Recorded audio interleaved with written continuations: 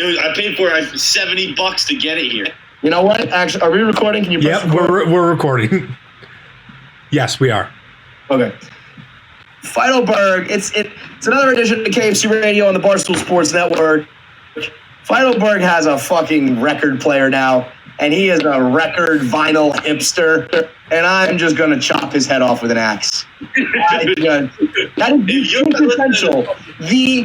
Almost like the cliche joke of like, I'm an asshole. I like my records. I like vinyl better. The sound quality's better. Fuck you. Yo, me and my brother, we work in the garage all day, just do push-ups and listen to fucking Miles Davis play that fucking horn. When you were talking about listening to Miles Davis records, but you didn't know what type of music he makes. Dude did jazz. I didn't know he himself played. But I played the horn. To get Taylor Swift Lovers here delivered. I needed it in quarantine, you know? How much? $5 to get it. $75 to get something that's fucking free on your phone right now, you dickhead? Like a $35 album, I believe. Yeah. But it was like, do you want the expedited shipping? And I said, whoa, buddy, yeah, I do. I'll take that right away. Thank you very much. Let me go play London Boy. I mean, dude, free.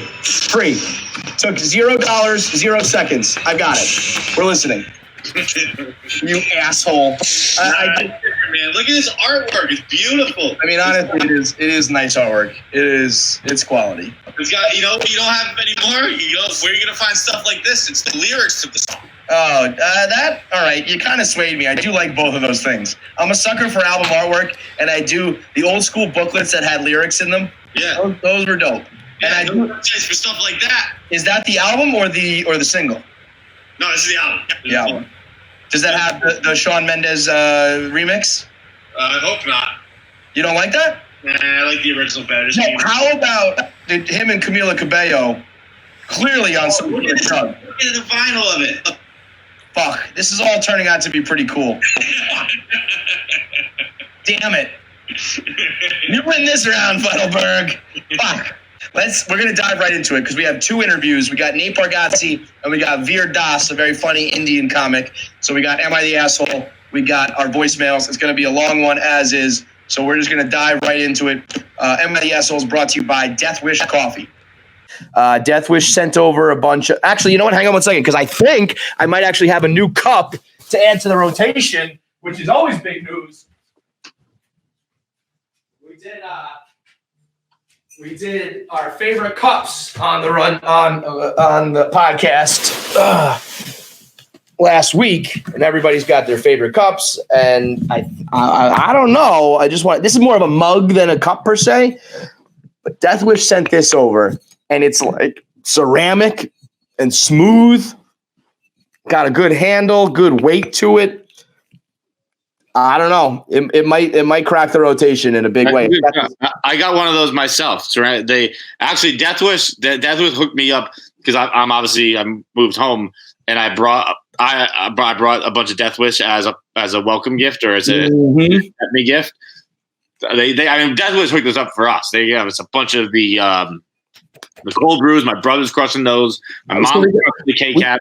My brother's crushing the beans. We got the black cold brew, the lightly sweetened cold brew, the K-Cups, and the ground up beans. Yeah, they covered it all. I'm not even a coffee guy, and I cracked open the lightly sweetened, and I don't know how much caffeine's in the normal ones, but this, like in normal coffee, this has 300 milligrams of caffeine, and you can tell the difference, bro. That was like, boom, pick me up. And right now, I laid out my day the other day like a fucking obnoxious asshole, but it was like the most work I've ever done. So I was like, I'm going to let the world know on this.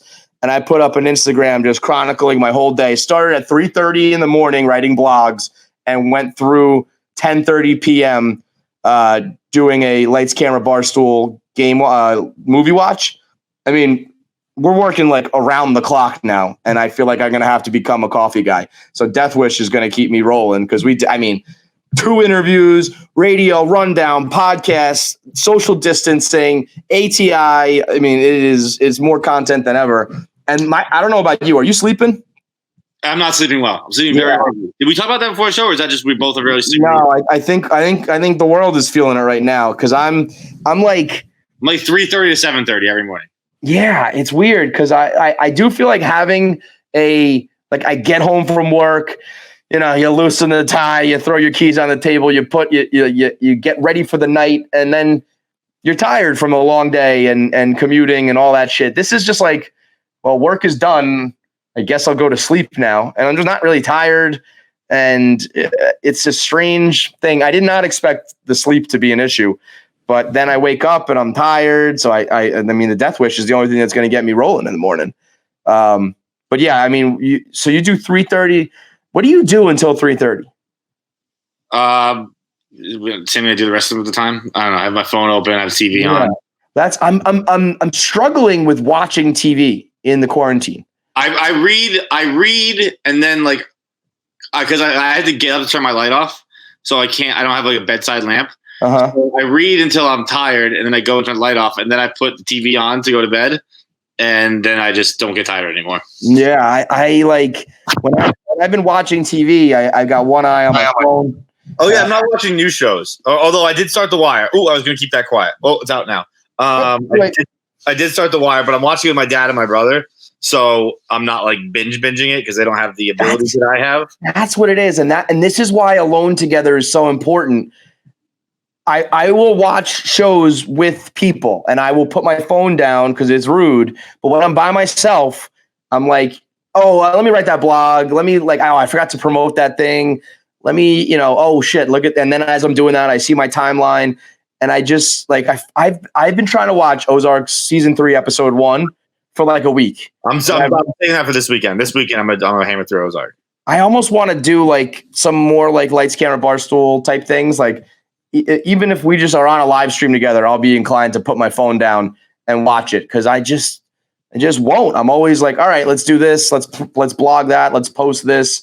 And so oddly enough, the two things I did not expect, I'm not getting sleep and I'm not watching TV in the quarantine. Like, what?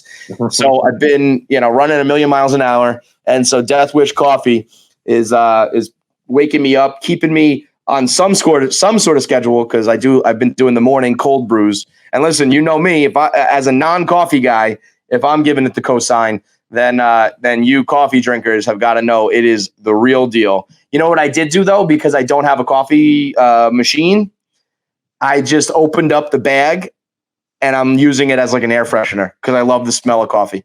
That's pretty smart. Because I don't have the pot. And so I just have a bag on my desk there and I just opened it and it just kind of aerates the room.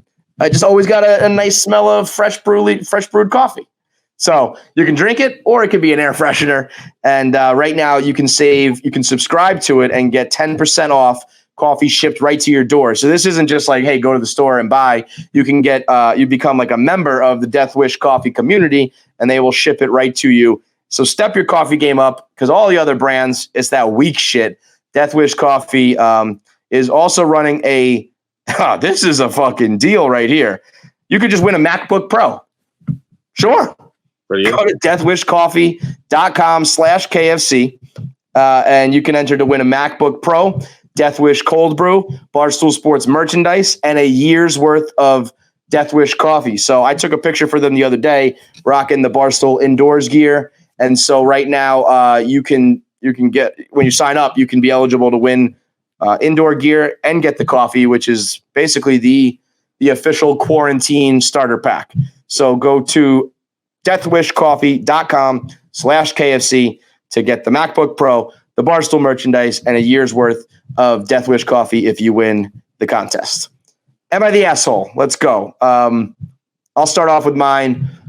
John's got a couple funnier ones, but this was the serious one from the day. This went viral, and I unfortunately didn't screenshot it in time. And the girl, Chelsea, she went private. So it got like 20,000 retweets, a zillion favorites, and it is a big divide right now on the internet. So Chelsea tweeted and said, I told my roommates I don't want people over because I'm at risk, with a screenshot of the text conversation.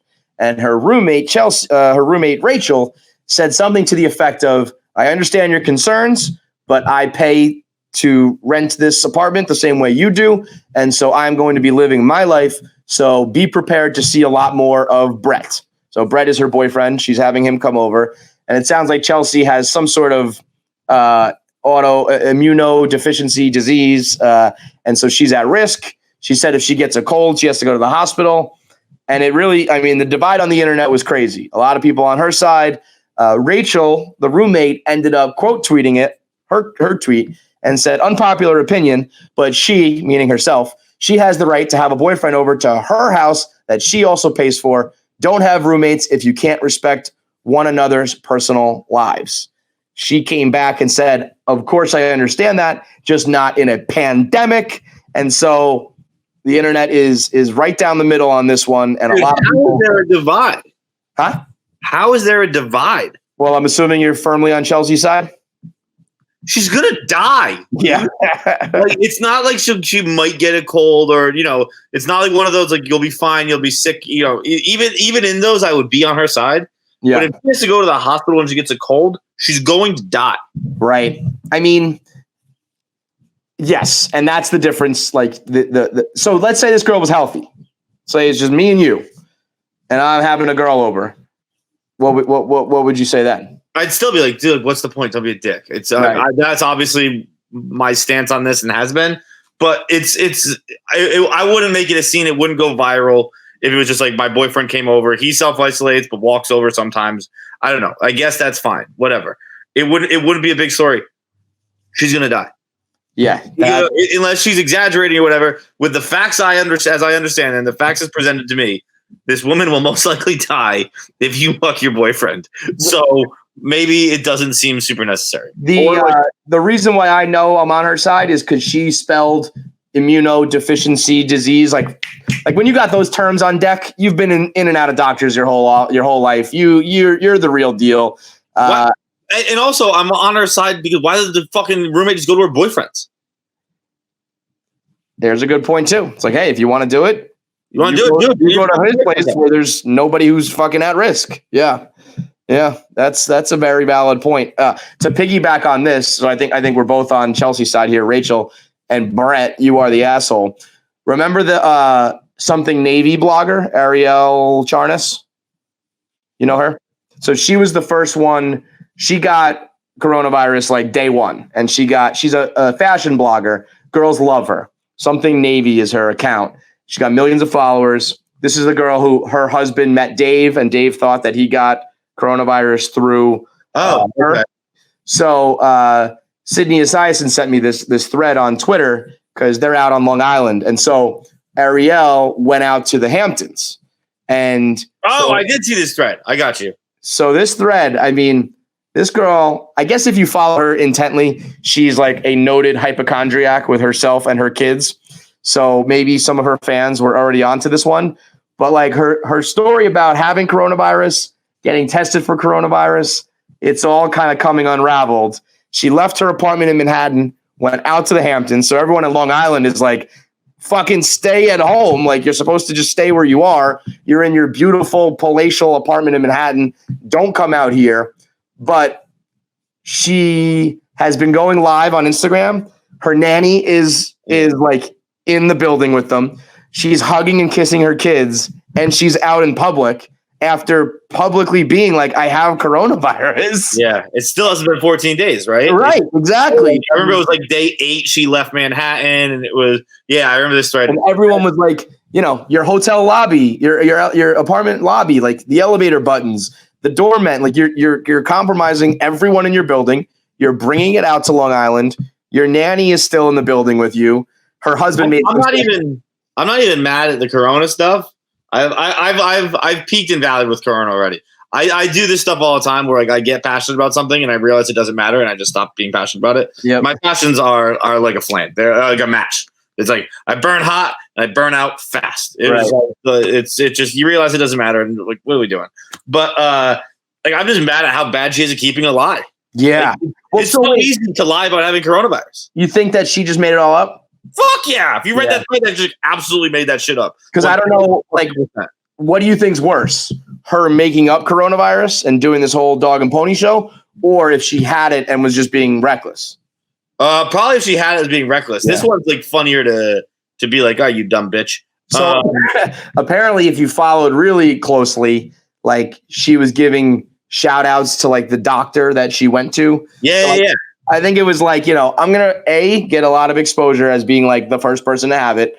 She said that she was like, I'm not using my wealth and my connections. I just have a lot of doctors on speed dial. It's like, what the fuck does that mean? Like nobody has doctors on speed dial. And she was like, the only way I did use my privilege is that they came out to my car to give me the test. And it was like, I guess if you watch, she like showed the clinic, shouted out the doctor, like in the process was showing her Louis Vuitton bag. The whole thing was like just one big product placement IG live. Yeah, she's still when she's in the Hamptons, she's going live being like, a lot of people have been asking me about my jumpers. Here's where they like and you look at the comments and nobody is. The comments are just like, you bitch, stay at home.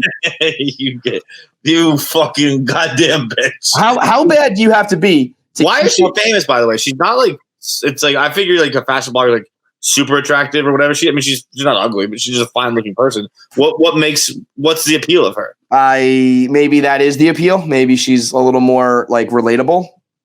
I don't know, but every girl I know, relatable. Well, right. That's what I thought. And now that I'm learning about her, I'm like, it sounds like she sucks. I don't know what it is. Every girl that I know, every girl I've talked to, every girl I've been seeing in the past couple of years, all of them. When this all started, every girl I talked to was like, my favorite blogger got it. I was like, something Navy. Like, yeah, that's her. I mean, all of them. Every basic bitch loves this girl. But it sounds like she is like a hypochondriac, bougie, selfish.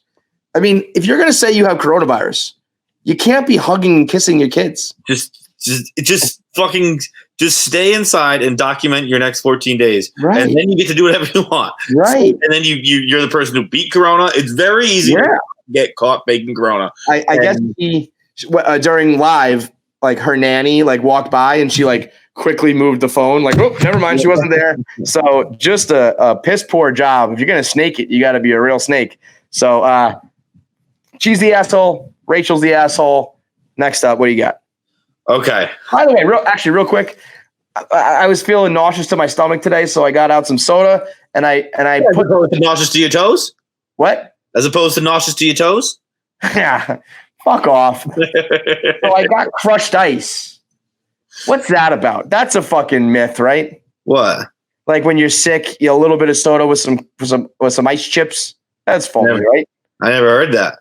Yeah, that sounds like it's a fucking made up thing. Sounds very made up for sure. Yeah, it's like, why would that be I don't know. Anyway, am I the asshole? Go ahead.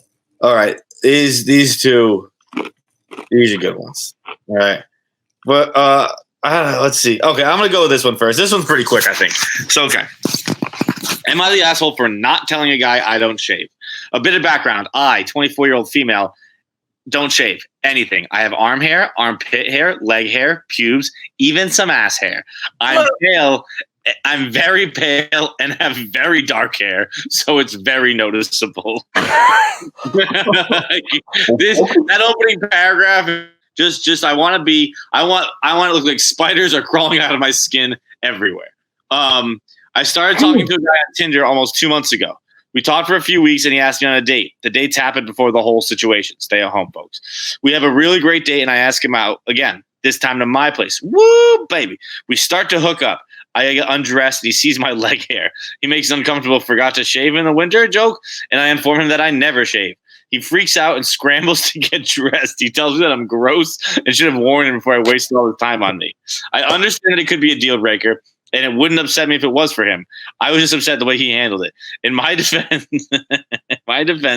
I just never think about it. I haven't shaved since I was in high school. The hair on my body is just part of me. I've only ever dated 2 people before him. One was a woman who also, shocker there, who also didn't shave, and the other was a guy who didn't care. My friends and family are split on this. My mom and sister, who also think I'm gross, agree with him. But most of my friends are on my side. Shocker. Which, I mean, I'm sure all of her friends are hippy dippy, feminist, fucking gross chicks too. I do feel bad he felt tricked, but how am I supposed to bring this up before a date? I don't. Dawn didn't read. I have body hair. Didn't mention the guy before on a date. He gets upset. And this is crazy. Top result, not the asshole. Yeah. What are you talking about? the vote was that she's not the asshole? I only look at the top result. Top result, not the asshole. Right. I mean, that is utterly ridiculous. But I will say this. Her question about listen, if you're going to be so anti-conformity, if anything, anything with your appearance that's not totally forward, that's going to shock the norm, I think you almost just have to be because she's right. When does that come up in conversation? Am I supposed to just lay it on the line? That would be awkward. But yeah, it's going to be awkward because you live an awkward lifestyle. Yeah, that's true. You're willing to. You have to. First of all, I would react the same way because I'd be pretty sure that the next thing I see after those legs would be a big penis. Yeah. Well, I was going to kind of relate this to that. If let's say you're a trans person and you haven't had a surgery. And you're basically tricking someone, you got to tell them that. And this is far less than that, but it's it's on the path. And if you're gonna just have a hairy asshole and hairy legs and hairy armpits, I got to know that. I think you just have to give out. You have to give out the signs. Get that pixie haircut. It's you have to give out enough signs awkward to bring up. Have a pixie haircut. Maybe have a nose ring. Maybe I don't know a Dave Matthews Band tattoo. I don't know what kind of tattoo you'd have to have. Wear Birkenstocks and no bra and you gotta, if you're gonna do the hair thing, you gotta do the cargo pants. That would be corduroy cargo pants. I'm good. I already know. I know what I'm getting to here. Maybe I don't know. I get this is pretty region dependent. Where are you going on a first date? Let's go tank top. And then, you know what? Okay, actually, here's the answer. I have the answer. This is clearly something that you are going to run into every single time now. So part of your courtship, I kind of deal with this a little bit. If I'm talking to someone, I usually have to strategically figure out when to tell them. If you Google me, it's not going to be good. So I kind of have certain ways that I do it, certain jokes that I'll say, certain ways that I just kind of when the opportunity presents itself, I have tactics that I've learned. Here's how I'm going to bring it up so that you're not sandbagging anyone. I mean, there's one time I have flat out said you should Google me. Let's just get this out of the way, because it is kind of trickery. If that person came back and was just wow, didn't know that about you. Don't like that about you. I'm gone. I'd be all right, that's fucked up, but I understand it. So what she has to do, I would either put a picture on my Instagram where my arms are up and my armpits are out. And then you either send that to them at some point or hey, I like to travel. Here was a picture of me in Spain. And it's you doing the heart over the sunset and your arms are out and there's your fucking pit hair. And then that person can be whoa, dude, what the fuck is that? I think that's a good idea. I think that's a pretty simple one. But you are the asshole. If it's you're 24 years old, you haven't shaved since high school, that's a lot of hair you have. And that's gotta be length, right? You braid that shit up. I would guess, yeah. She said she has ass hair, and she didn't say asshole hair. I think she means she has it on her cheeks. If you got ass hair on your cheeks, I don't even have fucking ass hair on my cheeks. If you're got ass, you gotta tell a fella. Yeah, I gotta tell a fella. What is the worst out of hairy legs, hairy armpits, hairy cooch, hairy asshole? I'm not even gonna do the cheeks because that is so far fetched. That's full blown Sasquatch. But pits, legs, asshole. If you gotta comb your butt cheeks, that is just vile. She has a hairy ass cheeks. Could you imagine the girl being like, pull my hair? And you yank it. It's no, my ass. You're just yanking her cheeks with her fucking butt hair. What's the worst out of those four? The Mount Rushmore. Pits. I think this is going to be crazy. I think the worst of it would be the leg hair. Yeah, I think, that's the most. And I feel if you're naked and in bed and your legs are rubbing together and shit that. What if I got your legs fucking up by my face? Oh. Right, and I'm just fucking dude's legs That's disgusting. It's like the question, I think we reference it sometimes in Hall Pass.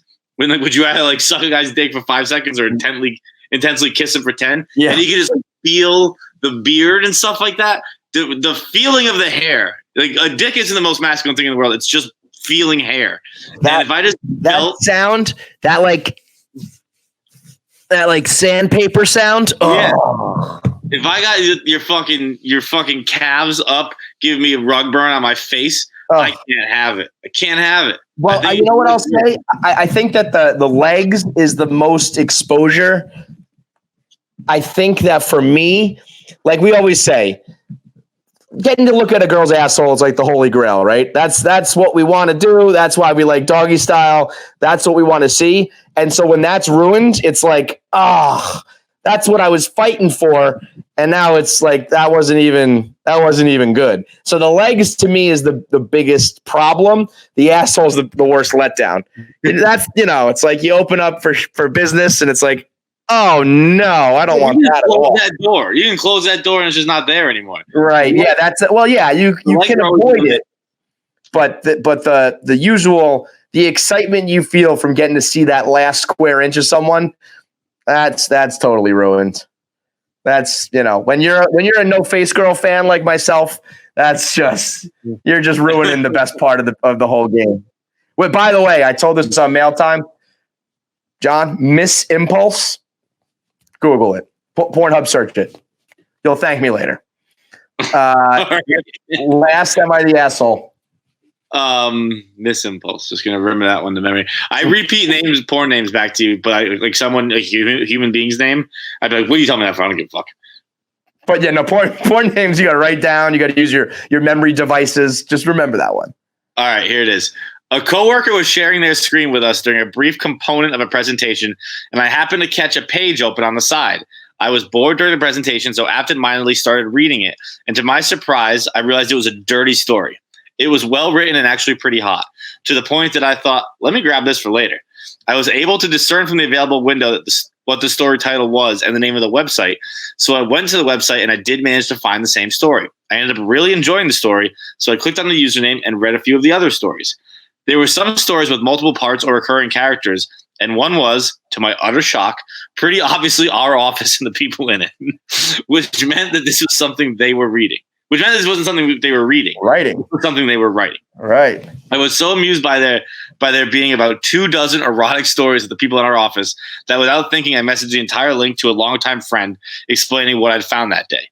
I had intended to be a laugh between us, but I hadn't communicated that on time because they immediately sent it to 5 other people. You can see where this is going. Our entire office knows about it now, especially with so little socialization or inter-office drama. So the poor author managed to reverse engineer the spread.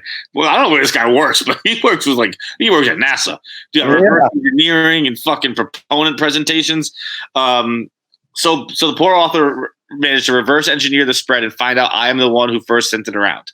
They're mortified, beyond embarrassed, actually seriously considering quitting because they're not sure how they can reasonably return to work with these people after they'd read something about this and how she thinks about them in the context of fantasy. I apologized and told her it was only because I thought it was so well written and that I looked them up and read them in the first place. But understandably, that wasn't enough to smooth this over. I don't know whether I'm an idiot or made an honest mistake in the moment, or an asshole who made a malicious mistake that's inexcusable. Am I the asshole? First result, you are totally and completely asshole. Wrong again. No, yeah, come on. You are so wrong. This dude is not the asshole at all. No. Bro, there's so much to unpack here. That guy considering quitting, you think?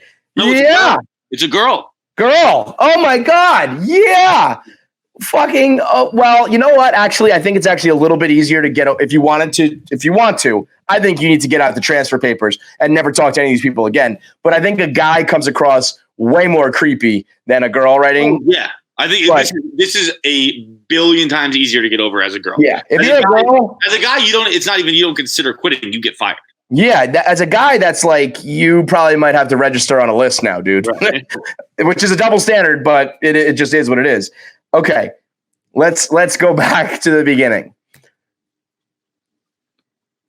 If you're going to write erotic fan fiction about your office, and then one day that comes home to roost. Like that's the risk you run. Like This is like a don't write fucking porn internet about your troll. fucking coworkers. It's like an internet troll getting doxxed. I don't fucking Yeah.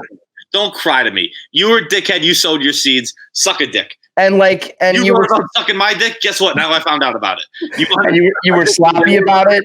You were the one who put up a screen share that, like, you know, if you really have a deep dark secret, you got to make sure you really keep it close to the vest.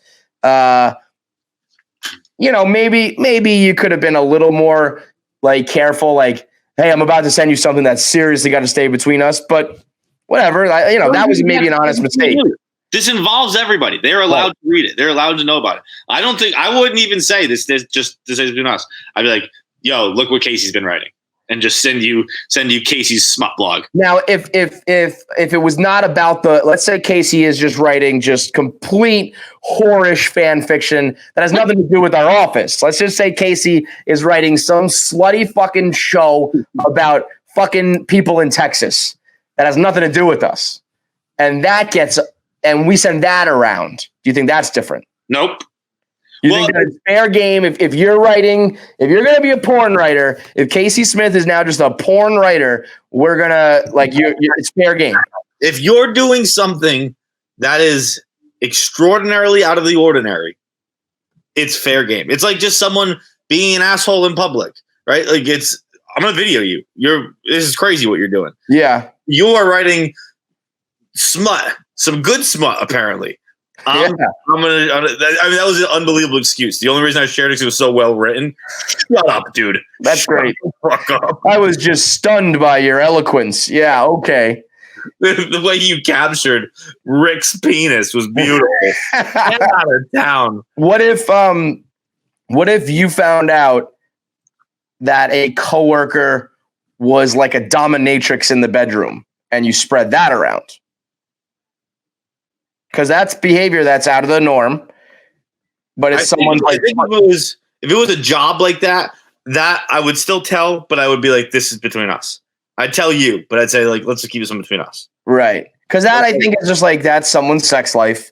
People get kinky and shit, but they're not doing, if you're putting something out there, like even, okay, if I'm a dominatrix in my spare time and you just find out about that and you tell everyone, kind of fucked up. If I'm a dominatrix and I put videos online for people to watch, and even if it's like a private account, but I am putting it out there and then someone who I didn't want to find it finds it, well, that's the risk you run by putting it out there. Spot on. Huge difference. Humongous difference. You are sharing your art with the world. Right. I'm just getting you new followers. And you might use a fake name. You might not show your face. But if somehow the pieces of the puzzle come together, that is unfortunately what happened. Yeah. I mean, this is so... I have to open this for more.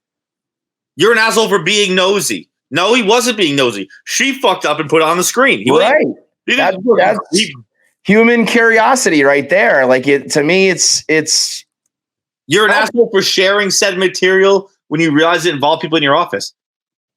They have the right to know about it. Yeah, you're the asshole for writing like weird shit about people who fucking you work with. This is like one of those where it is such a the shoot is on the other foot. Like if I was writing fucking smut about the whole office, like you should tell Ellie if I'm writing fucking like weird, intense sexual fantasies. She has a right to know about that because it's fucking creepy.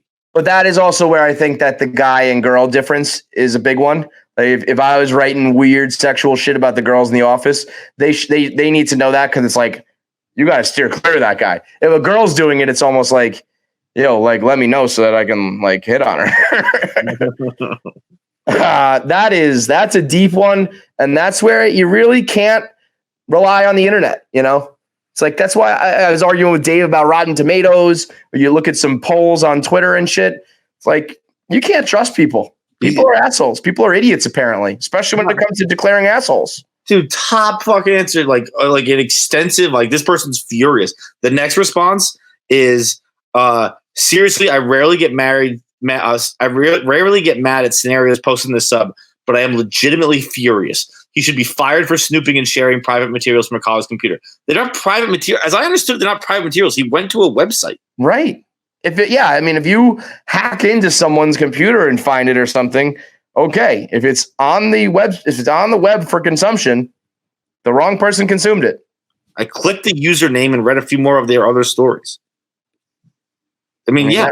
So I went to the website and I did manage to find the same story. This dude didn't fucking hack into someone's computer. He went to a website that they left open on a tab. That's fucking completely different. Yeah, I mean that to me is like this is just like bad luck. It's all, you covered your tracks and eventually you didn't. Like, sorry, bud. Stunned by the internet's response to that. We're gonna get into our voice.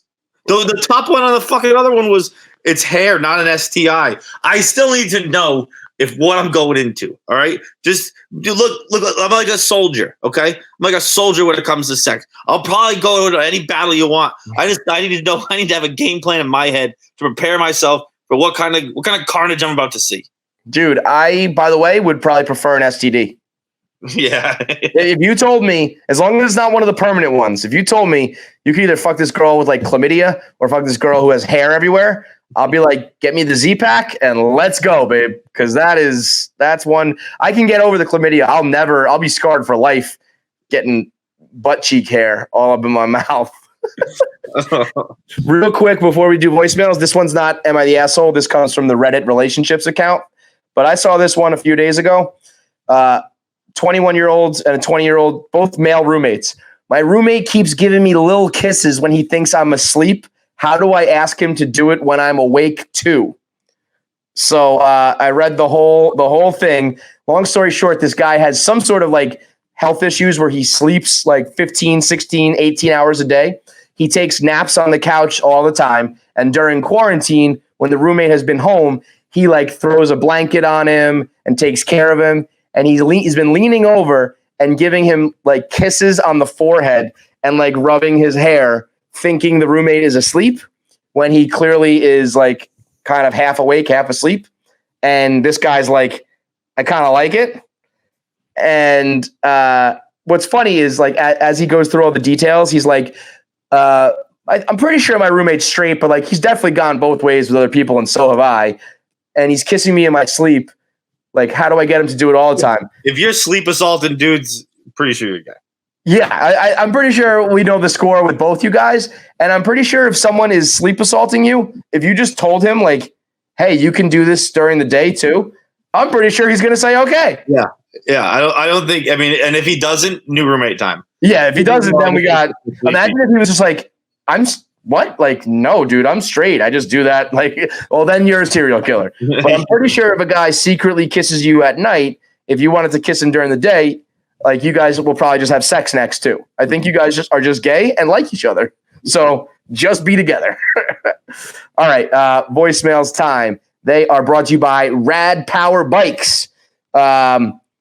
Electric bikes are the future. They've been around in New York for a while, and I feel like the rest of the world is catching up to it. The delivery men of Manhattan have been on these bikes for a long time, where you don't have to get a full-blown motorcycle, and you don't have to sit here pedaling around like it's the 1700s. This is a nice hybrid in between where you got a little engine in the back. It's nice and quiet. It's electric. It's not going to be like, revving around town. Or you can use it as a regular old school bike, but every time you pedal, it's worth like 4 pedals. So it's like part cycling, part moped, Vespa type of life. And it's the new wave of transportation. It's not like these, the hoverboard conversation from a few years ago, or those assholes who ride around on the unicycle wheels. We're not even talking about the skateboards, which are dangerous. Everyone knows how to ride a bike. Everyone can just hop up on there and you could be whipping around town, whether you're commuting once the world goes back to normal, if you're out for a drive around the block when you need to get some fresh air and feel the wind in your hair. Rad Power Bikes are the new hotness. So if you're an outdoors person, you want to go for a ride, or let's say you got activities for the day. You want to go out camping, hunting, fishing, and you got a bunch of stuff to carry. You're not going to be able to pedal your way up the mountain. You're not going to be able to pedal your way a few miles, but you can bring your gear with you and just rev it up on your Rad Power Bike. It's the most convenient, efficient, and fun way to travel around short distances. So get involved with the Rad Power Bikes. It's traditional bike mixed with moped with no license required, up to 20 miles per hour without pedaling. So you're not going to get all sweaty. You're not going to get tired, but you're still going to get from point A to point B and a lot faster. Best part is a lot of these electric transportation, these things cost over $3,000. This $1,200, nothing over $1,500. Everything in that $1,200 to $1,500 range. And right now you can get $100 off all your e-bike purchases for any ex-military, first responders, teachers, and students. So anybody who's in that service world, you get $100 off an e-bike on top of their customer support 7 days a week for all of their customers. Right now, you can go. You can get a Rad Power bike with flexible financing as low as 0% APR, and for a limited time offer, you get a free accessory with the purchase of your bike. So a gift that's up to $100 in value when you text sports to 64,000. That's SPORTS to 64,000 to get a Rad Power bike at 0% APR financing with a free gift up to $100 in value. First voicemail. What do we got, Nick? Fights. I have a little kind of an am I the asshole for you. This hasn't happened yet, but I'm considering it. So I'm in college right now, and my 21st birthday is supposed to be early April, which really fucking sucks because all of the bars and stuff are closed right now. I'm not going to be able to go out and do anything. So would it be a dick move to suspend celebrations until all this coronavirus stuff like blows over? Like maybe like ask bars if I can still get the deals and stuff that happen on your 21st birthday, like free drinks and shit. So let me know. Thanks, guys. Bro, if this was 2009, I would pull old school right now. I'd be like, I'd recommend you stop being such a fucking F word. This is ridiculous. Like, and I know 21 is a big one. I actually think that 21 is the last birthday that a male can reasonably celebrate. And I have been telling people, I've been doing a lot of these cameo videos for people who are like, oh, it's a birthday, it's an anniversary, it's a this, it's a that. During quarantine, can you cheer them up? And I tell everybody, when you get back out there, it's going to be fucking awesome. Your party will be 10,000 times better because everyone's going to have this like renewed sense of like social everything.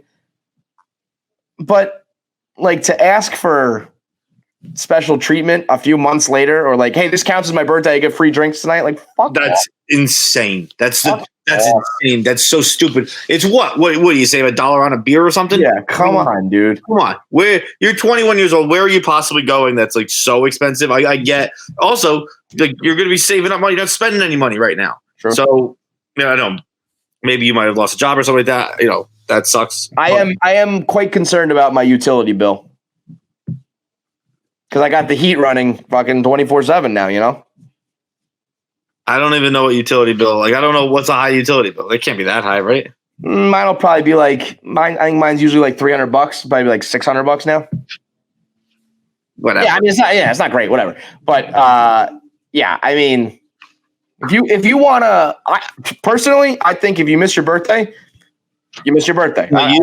Birthdays come around every year. So you don't get a repeat birthday. Birthdays, too bad. And if you I don't know. Right? Weddings, you postpone. Yeah. Birthdays, you celebrate next year. Right. And I've been talking to people about bachelor parties, weddings. Like, I think if you postpone your bachelor party, I was talking to a guy who was supposed to go to New Orleans. So that sucks. You got to postpone it a little bit. When your bachelor party is in New Orleans and it's like freshly, the world is back in action, New Orleans is going to be better than ever. Yeah, so think about it that way. An awesome party. It's gonna be great. So you're gonna get a great party. It's not gonna be for you. Who gives a shit who an awesome party's for? It's just it's gonna be awesome. Yeah. As a matter of fact, especially with bachelor parties are not for the guy getting married because he has been not married. It's for all the married guys with kids who are like, this sucks. I need to get away. So it doesn't matter if you do it now. It doesn't matter if you do it later. That's when that's what you're doing it for. If you wanted to say like, hey, I'm getting together because we didn't do it for my birthday, okay, fine. But if you're making any demands like, well, you guys got to pay the bill, or can we go to like can the bar like give me the special again? You missed. Bad luck. Your birthday was in the fucking quarantine. I was saying this too about and this is much more serious, like college sports, people are like, I lost a year of eligibility or whatever. There's no easy answer for it. So it's kind of just like, you got hosed. Sorry, man. I'm sorry that one of your years of college sports happened to coincide with a global crisis, but it just happened, dude. Sorry. Yeah, it stinks. I mean, it absolutely stinks. Right. But we can't go, if we fix it for you, that fucks the freshman someone's always going to get screwed. So that's what happened it also sucked when you were 18 years old and you got drafted to go to war. I don't know. It just when the world goes to shit, bad things happen to people. Next up. Kevin, John, Robin, I don't know.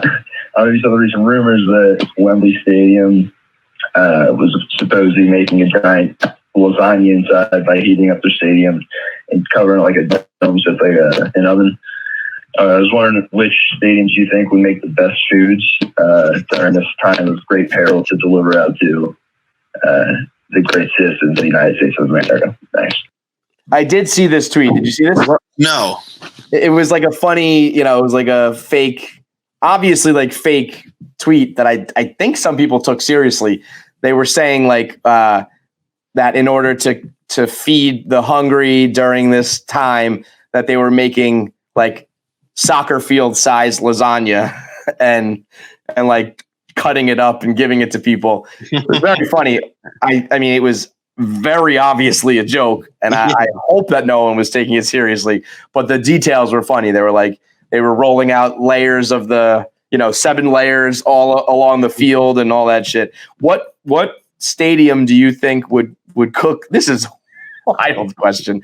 I don't know. I mean, to me, stadium food is kind of all the same. And I know that people are like, Dodger dogs are great. I think Fenway Park is supposed to have a great hot dog. Yeah. And I feel like maybe back in the day, certain places were known for their hot dog or their hamburger. But now every stadium is like a gourmet restaurant. I got a completely different take. Really? The only bad stadium food is the good stadium food. Yeah. I mean, I know what you're saying, but my point being that it's uniform, I think. Maybe like Yankee Stadium's a little bit more bougie. You can get more shit there.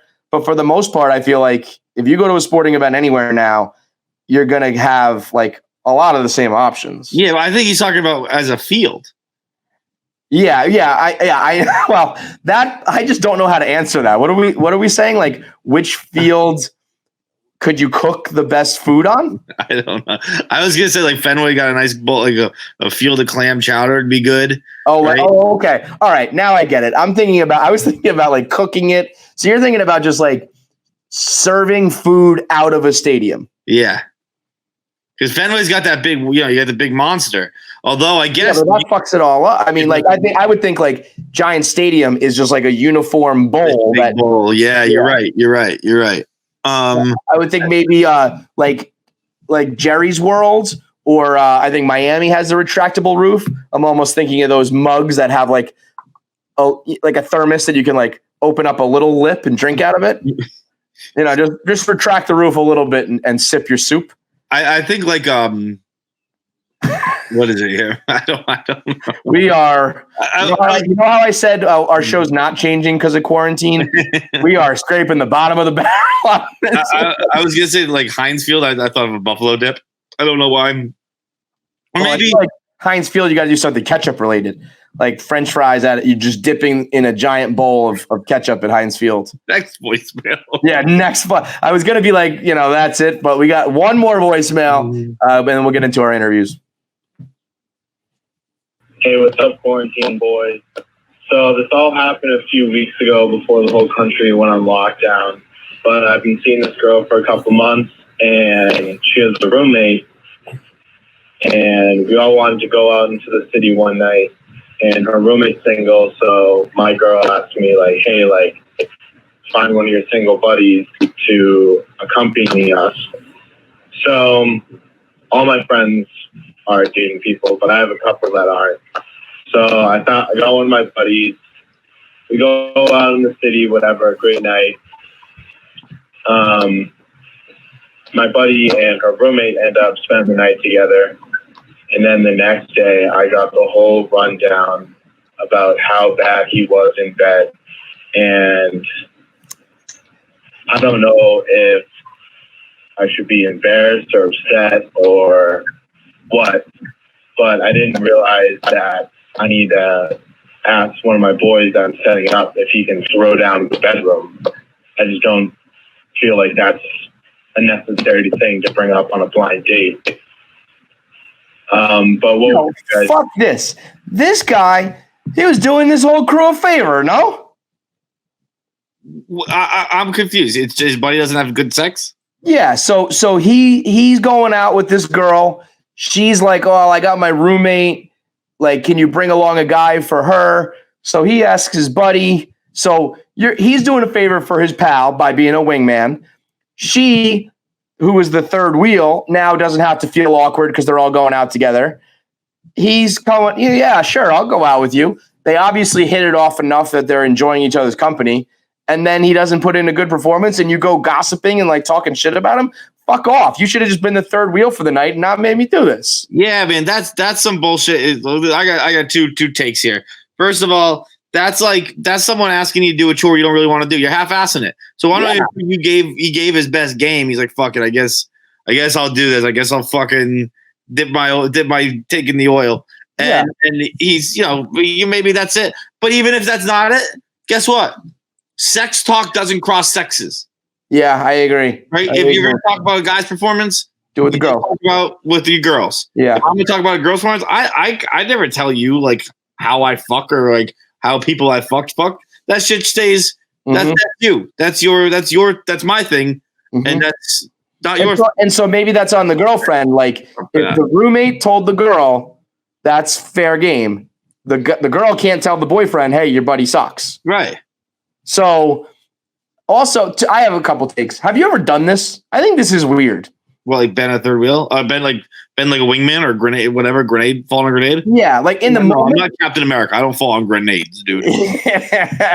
In the moment, if you're at the bar, this is, many moons ago when we'd just be like at the bar, picking up girls, hanging out. If my buddy was like talking to a girl and there was like clearly a third wheel, I'll do it then. But if there's like a whole setup situation, I gotta want to do it. I'm not gonna plan to be the wingman to help you out. It's got to happen out of nowhere. I'll do it then.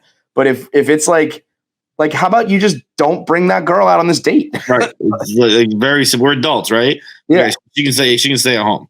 Or I think sometimes third wheel can definitely be awkward. Sometimes I also don't think it's that awkward. It's just like we're all hanging out together, and like if it's a clear romantic date situation, the third wheel can be awkward. If I were to go out with you and your girl right now, I wouldn't be like, oh my God. Fucking weird at all. Right. So that to me is kind of a weird thing. And then also, by the way, just in general, like criticizing people's sex game, like sex is fucking hard. It's fucking hard to do.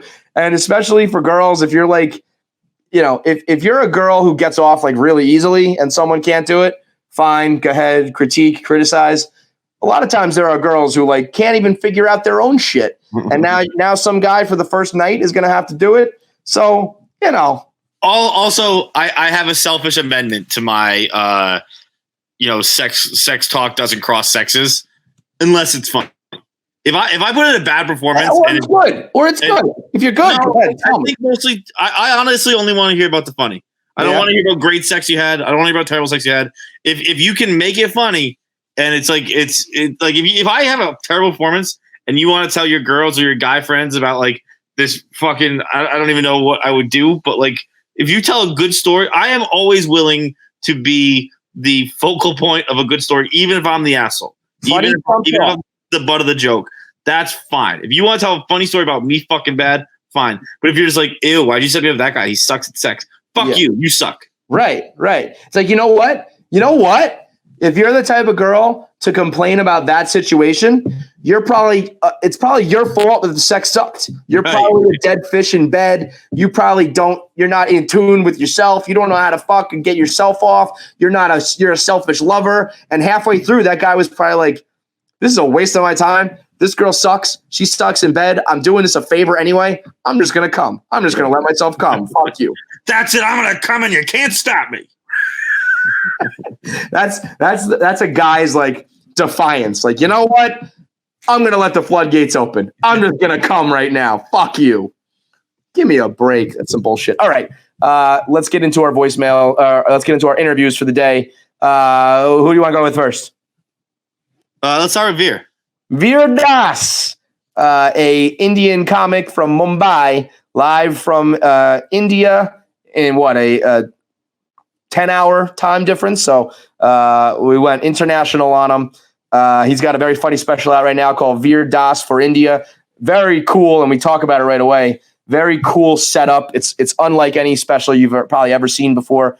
A little reminiscent of Neil Brennan's Three Mics, where it's something very different. And it's brought to you by a very important sponsor. So we've been working with Roman for a long time now, and they've been one of our more fun sponsors, trying to help you guys out when it comes to growing your hair and having sex and having good sex. But they're doing a great service for our country right now during a very important time. So we're putting aside the swipes and all the fun stuff right now, and we're talking about teleceuticals, where Roman is now working with their parent company, Ro, to help you against the fight against coronavirus. So if you are feeling any symptoms or you have any concerns about coronavirus, you can contact a doctor through Roman who will have a virtual consultation with you in order to find out what your symptoms are, what your situation is. They will diagnose you and they will point you in the right direction to try to figure out what's going on. If you do have similar symptoms to coronavirus, they will tell you what to do, who to seek out, how to handle it, and how to make sure you and your loved ones stay safe. And if you don't, they can point you in the right direction as far as to how you can fix whatever it is you got going on. So if you go to getroman.com/KFC right now, you can talk with a doctor, a professional who understands the situation and can point you in the right direction. You don't have to leave the house. You don't have to go to a doctor. You don't have to endanger yourself or others by going out there. You can do it all from the comfort of your home. So go to getroman.com/KFC and get your consultation today. If you're experiencing any symptoms or you just need any help learning about the situation, go to getroman.com/KFC. All right, KFC Radio would like to welcome a very special guest live from India right now in Mumbai. We got Vir Das in the stream. What's up, Vir? How we doing? I'm good, man. How are you? I'm locked down. Like you guys, you locked down as well, or? Oh yeah, we're big time. I mean, I'm in New York, so we are at the center of it all. So yes, very, very much locked down. I was going to ask you what the severity is in India. Are you guys like not going anywhere, not seeing anybody, not touching anything? Nothing. It's 21 days. Everybody's inside. Everybody in my house is sick of me. The walls are sick of me. I haven't been outside we're luckily on the ground floor, so we have like a little bit of a lawn that we can go out and see people pass by now and then. But unless you're out for essentials, you're not allowed out of the house. State borders are closed. Airlines are closed. Everything is shut down. So now, were you guys smarter than us? Did you get it earlier than us? Because in New York, it's still kind of like, oh, there's a cool boat. Let's go take pictures. It's not really lockdown. I mean, we have you guys grew pretty fast, and we're trying not to get where you guys are. You know what I mean? And I sympathize, but I would really hope not to get where you guys are. You know what I mean? Well, I mean, yeah, it sounds like you guys are being smart. Like you said, you saw what's happening. Like, hey, I don't want to be like that. Whereas we kind of were like, that's not going to happen to us. Fucking morons. Yeah. We got to be. It's a sad scene right now for us in America, Vir. I feel like we're just dropping in the rankings. You know, we're just not too good these days. Weren't there guys like licking subway things and licking toilet seats, and wasn't that happening? Yeah. Was that a British thing or American thing? I'm not sure. Yeah, the coronavirus challenge, #coronavirus challenge, was licking seats, toilet seats, licking subway poles, and I'm pretty sure like all of them got it. So they now all have coronavirus. Yeah. That's the challenge. You now all have it, and the challenge is survival, you morons. Yeah, no, they will start the next big virus. I feel like they will mutate a new virus that will take over the world. That's what I said. I was like, whatever comes out of this challenge is what we're really going to be fucked by. So, not great over here. Where are you? You're in a house. You're in. I'm sure you do pretty well for yourself. So we were just saying how rich people are quarantining a little bit better than us regular people. So if you got a house and a lawn and whatever, it's probably, I see you got a guitar back there. You got all sorts of luxuries. I'm just sitting on a couch. We're okay. We do all right. But keep in mind, a dollar buys a lot more than in Mumbai than it does, in America. Having said that, I feel like rich people, we deserve to die first, don't we? Aren't you guys who created this disease and gave it to the rest of the world? It's travelers from different airports. So I hope karma comes after us first before it does with people who really deserve it. So yeah. Hang on. Did you just classify a guitar as a symbol of opulence? Well, I mean, I'm just looking around and I'm like, he's probably got all sorts of stuff that he Look can. at this rich guy. He's got a guitar. Did you bring your ukulele home, John? I forgot it. Good. So this guy planned on learning how to play the ukulele and learning to speak Spanish during quarantine, but that was in his apartment in New York. Now he's back home in Boston. Forgot the ukulele, which is huge for the rest of us because now we don't have to listen to him fucking play a ukulele. Nice. Not only did I forget the ukulele, and by forget I mean forget, I forgot my ukulele, and I also forgot the English version of the Spanish book I was going to learn. So nice. I only have it in Spanish, and I'm starting with zero there. Like I couldn't begin to start that. So you can become a social media troll at the end of this. That's all you get. There's no, if you're gonna get less educated with your quarantine time, you might as well put that to use and become like a Twitter troll or something like that. Have you embarked on in the TikTok world at all? Because that's where you go once your brain has become like completely useless, mindless. I was doing like a daily vlog where I was trying new stuff, and I was just posting it to my social media. So one of the days I tried TikTok, and I was amused for about 45 minutes. And then I was like, no, I'm getting less intelligent as I'm doing this. I need to stop. I will be licking toilet seats at the end of the day. I'm not doing TikTok. So yeah. We both were just watching the new special out on Netflix, Vir Das For India, which I got to say, on top of it, the content being funny, the setup, the stage, if you will, awesome. Such a cool scene. The way you do the lighting and the way even just the way the audience is seated. Just a very cool. Everybody. I'm so used to stage, mic, stool, and audience that you really flipped it up, and it makes a difference. I think so. I mean, we wanted to come from because the show's about India. It's usually a stand-up special is 10 stories, and if it doesn't work, you cut out one story, right? That's a comedy special, and all those stories are about you. This show's not about me at all. It's about my country, and it's kind of me putting my culture out there into the world. So you kind of want to come from a place of humility on that. And comedians, we tend to be like, look at me and my swag and my rock star entry and my moving headlights. And I just didn't want to do that about my country, Right. So it's really chilled. I'm sitting down. I'm not standing up. The first audience member I can shake hands with. There's no swag in the show at all. So hopefully, I disagree. Yeah, I completely. I thought there was like a ton of swag in the show. What you're doing right now is you're doing one of those things that I like to do. Like, I didn't even try that. I didn't even get dressed up. This whole thing. 45 minutes to get dressed. Yeah, no, there's definitely some personality and some flavor to it. The shoes, there was a couple zoom ins on the shoes that I feel like were intentional. So look, I co-directed it, right? And I've done 12 years in Bollywood. So at some point, Bollywood's going to creep into my special, right? It's not just going to, so the close-up on the shoes and the biscuit and all of that stuff, yes, that's definitely the filmic side of me.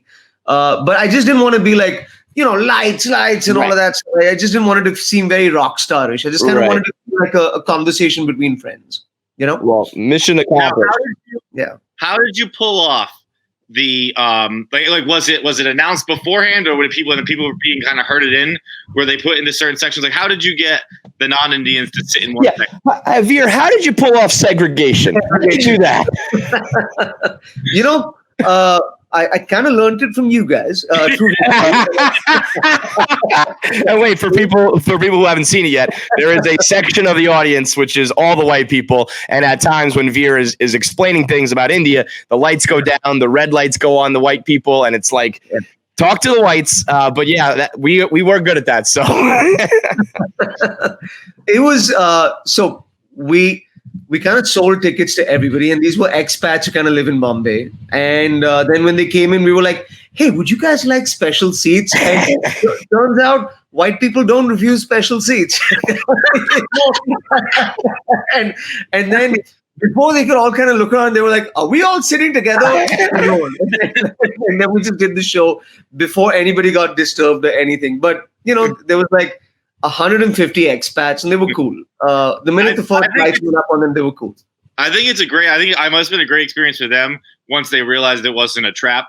And then it's also like as a viewer, I found it to be a great experience because there were so many jokes that I was either ignorant about or didn't get. So it was kind of like, it's okay for you to not get this. Here, we'll explain it for you. Right. Yeah. Because I was like, I'm going to have to explain stuff because even when I told the stage, I told the world, I have to explain stuff, right? Because nobody wants the comic who's very like pandering and talking about only what you can relate to, right? You want to introduce people to some new shit through your stand-up. But if I could just visually manage it where people okay, now explanation is happening, then hopefully we were okay. So it's really that red light is really more of like an on-air broadcast, like a visual thing, just so your mind resets, so you know.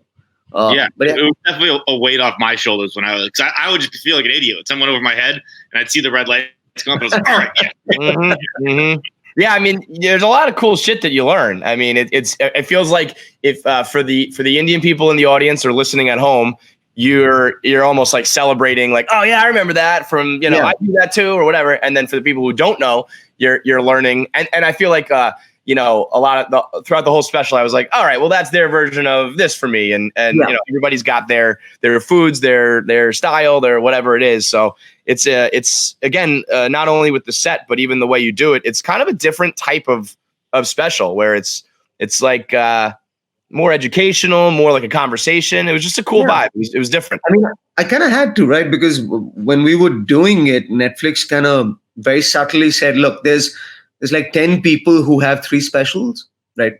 Like ever on Netflix. And then I kind of Googled those 10 people and I was like, oh, fuck, I'm a fan of all of these 10 people, right? Like I would lose my mind if any of these 10 people was in the room with me. I would legit go nuts.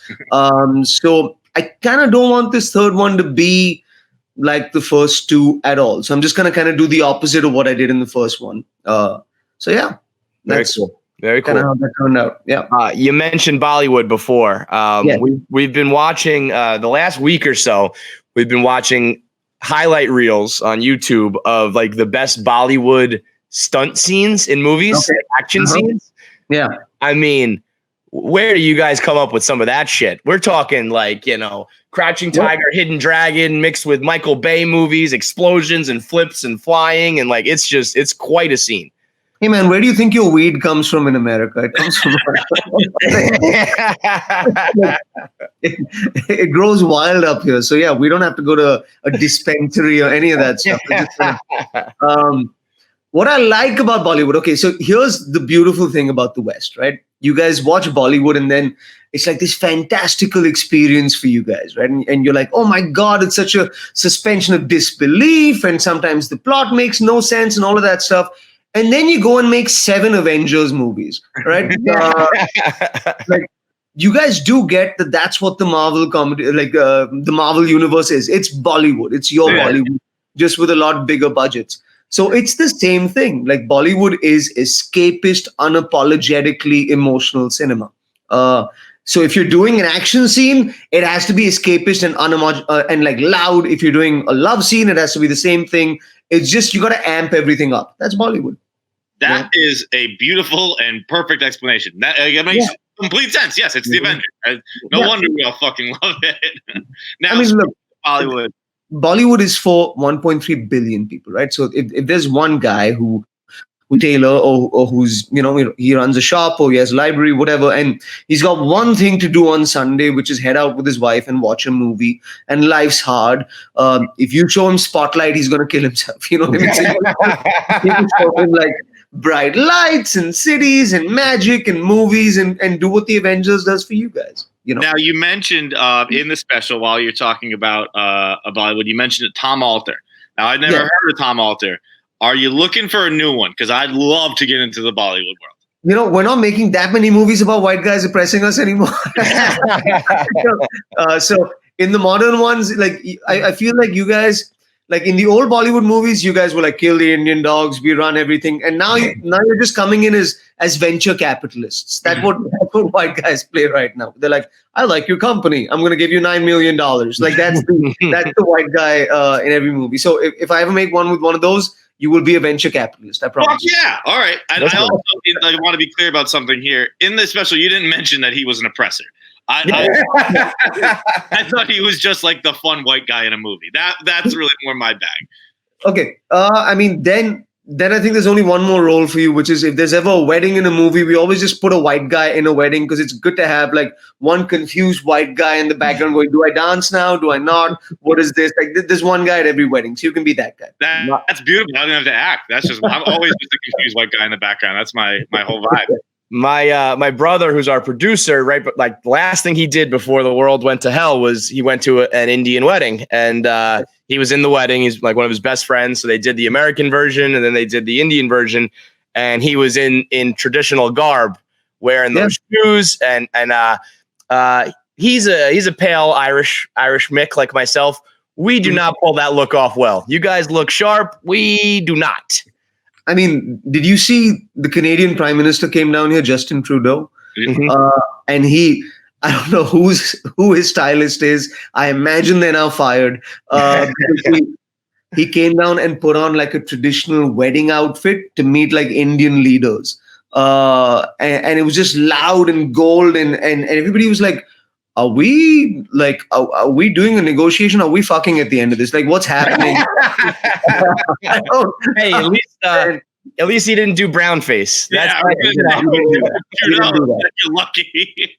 But I kind of like, I mean, you go down to Hawaii, you go to, Africa, whatever, you buy something, you put it on, right? It's just enthusiasm. So I kind of appreciate it when American guests or British guests make the effort. Like I don't shit on that. I'm like, okay, they're trying. Yeah, you're trying. So it's a fine line between like I'm trying to respect the culture and also you look like a dickhead. Yeah. Are you ever? Wouldn't you rather I'd rather try and fail than not try at all. You know what I mean? Because you're going to look like a dickhead the next day, something else in any case, right? So we're always just 1 degree of separation away from dickhead at all times. Well, you'll find dickhead eventually. But I love in the line of dickhead where you're laughing at me, not dickhead where I'm being disrespectful. Right. Yeah. I feel like I'd rather show up in a suit and a tie and be like, I'm the lame white guy, as opposed to like I stepped on toes, I overstepped my bounds, because there's dickhead and then there's like racist white guy, and there can be a fine line there as well. Yeah, I mean, I feel like dickhead isn't really that far away from racist either. You know what I mean? Right. So they're just very close by all of these things. Sometimes I feel like just brown people, we get to chill a little bit more. Like you guys have to be on your toes a little bit, white guys. You know what I mean? Because you never know. Like we get to be like, yeah, I'll wear the outfit. I'm brown. Who's gonna hate on me? So it's fine. I saw. I'm not sure which of your clips it was. Maybe Just for Laughs. I think you said that Indians are the white people of brown people. Yeah, we were, but now I just think we're all sick people or not sick people. So I don't think that makes any difference anymore. Well, you're right. If there's one good thing that maybe can come out of this whole fiasco, it's something like that. It's that outlook. It doesn't really matter. It's just life or death, really, right? Yeah. I mean, we had a thing happened in India right now where there was like 2 religious festivals, and one was like a Hindu festival and one was a Muslim festival, and both of them were big gatherings of people, right? And nobody should have been out of their house. So now everybody's fighting, and at some point I was like, you do get that this isn't you and your God. It's now you versus your God, right? Like that's so. If there's one thing, we're all just kind of like there's a lot of common ground in the world right now, and I think that's a great way to put it. Are you getting sick of talking about India at all? Do you want to just do like a special where it's like I'm just gonna crack jokes about current events and sex and funny shit, or do you like putting your culture out there? I do, simply because I feel like I can't escape it, it just kind of lives and breathes in who I am. And I feel like there's that that second generation Indian in America perspective has been really, really well done, right? Like you look at Aziz Ansari or Hassan Minhaj or Russell Peters, like that's really been taken care of.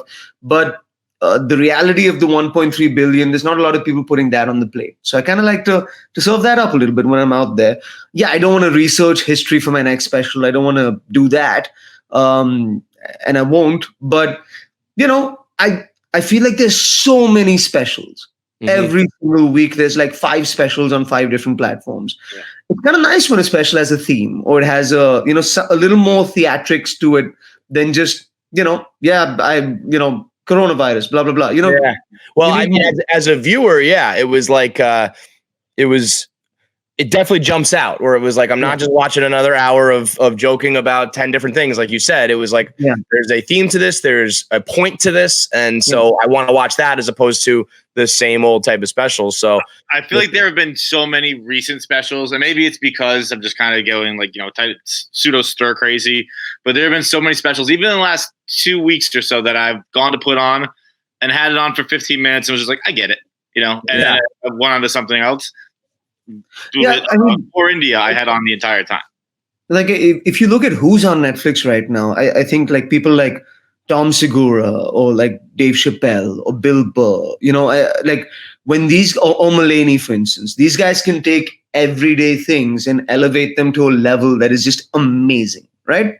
So I feel like anybody lesser than that, just doing everyday things, it's going to be tough for you because the best in the business are cracking just great jokes right now. I hadn't seen a good Trump joke in a really, really long time, right? And it kind of become hack and passe. And then Mulaney did like the horse in the hospital routine. Do you guys remember that? Which I was like, man, that is an amazing new spin on a Trump joke. And I don't want to do a Trump joke after that because he did it. He did it well. The horse in the hospital is kind of, that's probably what. That wasn't even from his most recent special, was it? Is that no? And I haven't seen a really good one since. Like there was him, and like Patton Oswalt had some good stuff about Trump as well. But beyond that, like I can't watch a lot of late night TV and a lot of stuff because I'm just like this just feels like everyday stuff for me. What are you watching right now? I'm watching Hunters, which was nice. Hunters. Are you finished it? I haven't. No, I'm 2 episodes in. I did. Peaky Blinders season 5, that was good. Oh yeah. And then I'm watching Tiger King right now on Netflix. That's that one is king of Netflix right now.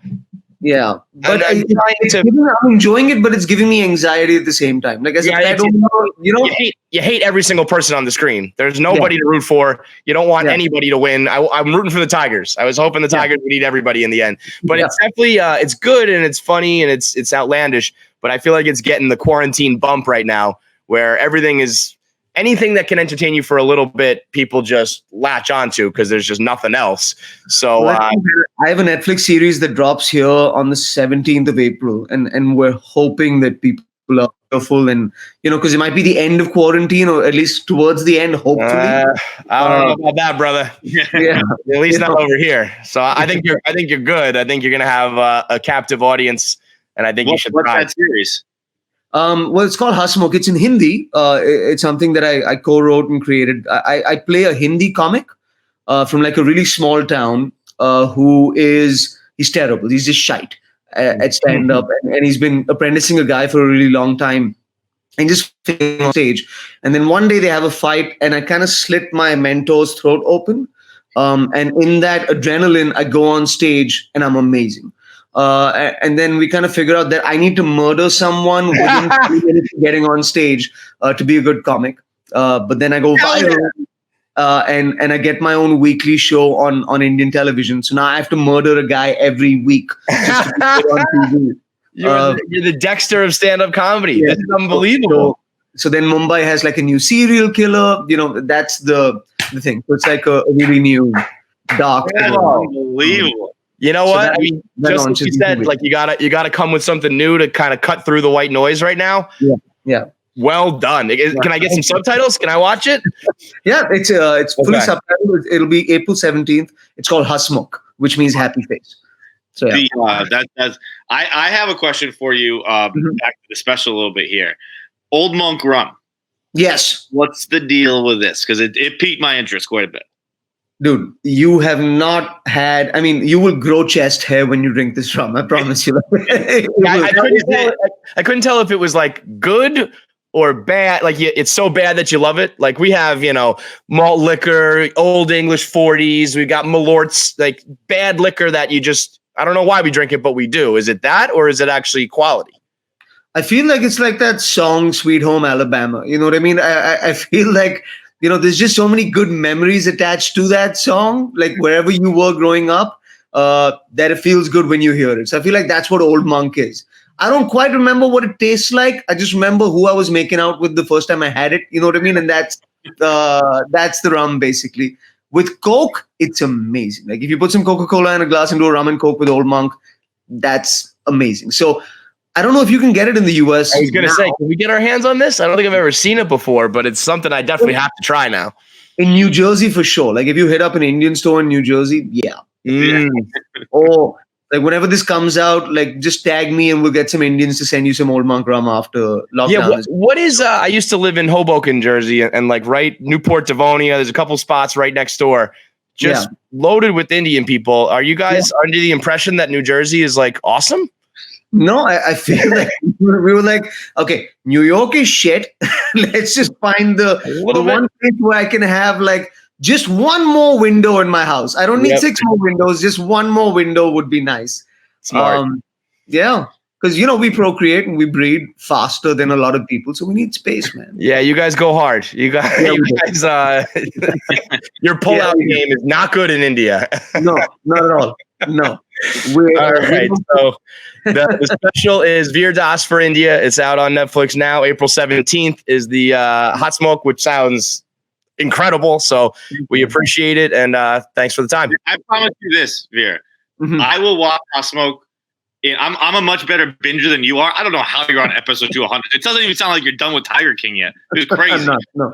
I will smash Hot Smoke within, how many episodes is it? It is 10 episodes. 10 hour or half hour? Half hour. Oh, that's one night. That's one night. Yeah. I'll take care of that in an evening. Done. Dude, I'll binge that and watch another movie that same night. Like that's nothing, dude. Thanks for the time, dude. We appreciate it. Stay safe, guys. Take care. Thank you. You as well. What do you think Vir Das thought of us? I think he liked us. Me, he liked us too. I feel like we're pretty generic white guys. I feel like we are. I think everyone likes me until they explicitly tell me they don't. Yeah. I think we're pretty regular, like old guys. So do I. I feel like, you know what I feel like? I feel like we're very well liked by our guests. And I almost wish that sometimes we would keep the microphones running, recording. Because how many times do we finish up an interview and someone's like, that was very professional. You guys are good. You ask a lot of questions. Like, oh, that's so much better than like the radio hits I have to do. And I want people to know that we're fucking good at this. You should you the listener should like this because the guy who had to show up and do this, he said he liked it too. So we're pretty good at this. So I think Vir Das liked us as well. And I know this next coming guy, I think he likes us. Well, you doing okay? You know me. I'm always like my own worst critic. I think this is. I don't even think this is about this. I think this is about something deeper right now. Well, yeah. Go ahead. I don't know. I think you just need a guy to tell you you're good. And Kevin, you're good. Thanks, man. Nate does have that presence about him that sometimes I could see him being like, I don't fucking care about these guys. Dude, you need to talk to somebody. Nate likes us. Vir liked us. Fucking. I was nervous about Vir because not nervous, but I do think we are just like the generic white guys who he probably is like, I gotta make these fucking jokes so these dumb, like ignorant Americans know what I'm talking about. And Nate, first of all, Nate is just hell-bent. It is just stuck in his head that I think Scott Peterson is innocent. It's been bothering him for like a year. That was a long time ago, and he brought it up again. He very much hates Scott Peterson, and I do not think he likes the fact that I think he's innocent. So that plays into it. And his whole style just keeps me, it puts me on edge. I'm just like, I can't read. He's so. You can't read him because he's just like. I can read him. I think we had a great time. I have a very different takeaway from this interview than you do. No, I think the interview was fine. I think the interview was funny. I just don't know if he personally likes us. Nate likes us. Nate, the interview is brought to you by us. By the Don't you text like Nate gave us tickets to his show when he was in New York? Nate likes us. Okay. Yeah. Nate, Kevin, I like you. Okay. Yeah, you don't mean shit though. You're not important. See, like Chris DiStefano just texted me. So I'm just checking in on you. Chris likes us. Chris likes me. Chris might want to fuck you. Chris definitely wants to fuck. Chris texts you, just checking on you all the time. I'm glad he's doing it because I don't know if you're doing too great right now. Let's get to the Nate Bargatze interview. He liked us. I like him. Play the interview. It's brought to you by us, the Barstool Sports store. You can get these hats right now. Actually, they're sold out in blue and I think pink. I think it's down to black right now. So you can either get the black or sit tight. We'll be restocking them. The social distancing club shirts are flying off the shelves. Those are also the prize for anybody who competes in social distancing. So make sure you donate $1 to the cause to be eligible to be selected to play social distancing every night at 7:30 on the live stream on Twitter, and along with the Barstool Indoors clothes, the T-shirts with all the fictional bars. We got a lot going on at the Barstool Sports store. So go to store.barstoolsports.com and let's talk to our boy Nate. All right, let's do it. Nate Bargatze is back virtually this time. You look super excited to be here, Nate. I am, dude. I've been. Great start. Here he is. What's up, man? I got the iPad. I was my computer died immediately. I like to ask right when you ask that question too. Yeah, I was like, that's the interview. It's all over. Good planning on your part to have a completely dead computer. It worked out, man. All right, how you been? What's going on? How is You know what I was gonna say about the energy, like that's a thing that since I've been trapped in the house, like I've read comments on stuff, and I get the most of people being like, "This guy doesn't feel like he wants to be there," and then like in anything that I do, and I don't know what else. Like, how crazy am I supposed to go when you do? You know, should I just be out? Like, I don't know what else to do. Like, what's up, man? I'm so happy to be here. Can't wait. It is. Because that's worse. When you start faking stuff like that, it's worse. Just you gotta just be you. But you getting trapped into comments, you're gonna lose your mind faster. You're gonna be like Ryan Reynolds in what's that haunting movie? You're just gonna lose your mind, be out back chopping wood, shirtless. Don't do it. Don't do it. It's the dark world. Man. I'm very good at no comments, and you get caught though every now and again where something like kind of pulls you in, and then you're like, "What is this? What's going on?" You know, it's just like you walk around a corner, like, "What's going on down here, guys?" And then you get jumped that you never saw it coming, and you're just like, I thought I heard some noise. I thought my dog got out, and then and you lit up, and it's so funny to like see too. I think the idea that people want to leave like, how much is it like? So if I get like, my energy is the one I get yelled at, how much is like, this guy's energy sucks so bad, and you're like, I need to let people I don't know that. Yeah, I need them to know that I think this guy's family should die. And how you're like, I mean, you know, it's a thought that you would be before the internet. You're like, well, how could you can never get that thought out. Right. And now on the internet, it's like, you're like, perfect. This is great. I'll just type it down here. Hopefully his family sees it as well. It's crazy to me because I've said this to you before. I think everything about like your delivery and your cadence and the way that's why you're funny. So I feel like if you're like a fan of your work, you know that kind of that deadpan, just like, that's why that's who you are. I can't imagine having a problem with that. They do. Do you have a lot of haters? They do. It's no, I don't, and I don't care. Like it is like, that's I look at it, you try to look at it too, like that's the thing. They get to comment and have fun and fun. Say whatever they want to go say, and like that's cool, and I should be down there. I learned I never responded to people a long time ago because I was responding to someone. I remember I'd always I give myself 24 hours. And if I still want to respond in 24 hours, then I will. and you never do. You never, you know. But I remember getting the first, you know, because my comedy is like, I'm not like offending, you know, I'm not like trying to push the boundaries. I don't care what anybody does with anything. But I remember someone emailed me. I had a Walmart joke, and then and this is on Conan, Late Night with Conan, like forever ago. And she, like, MySpace messages me and says that she got kicked out of Walmart, and she was furious about my Walmart joke because Walmart, they're evil people, and they kicked her out and her family. And I mean, you just have to be like, I don't know the story at all, but I probably am on Walmart. So, and I'm going off just you messaging me.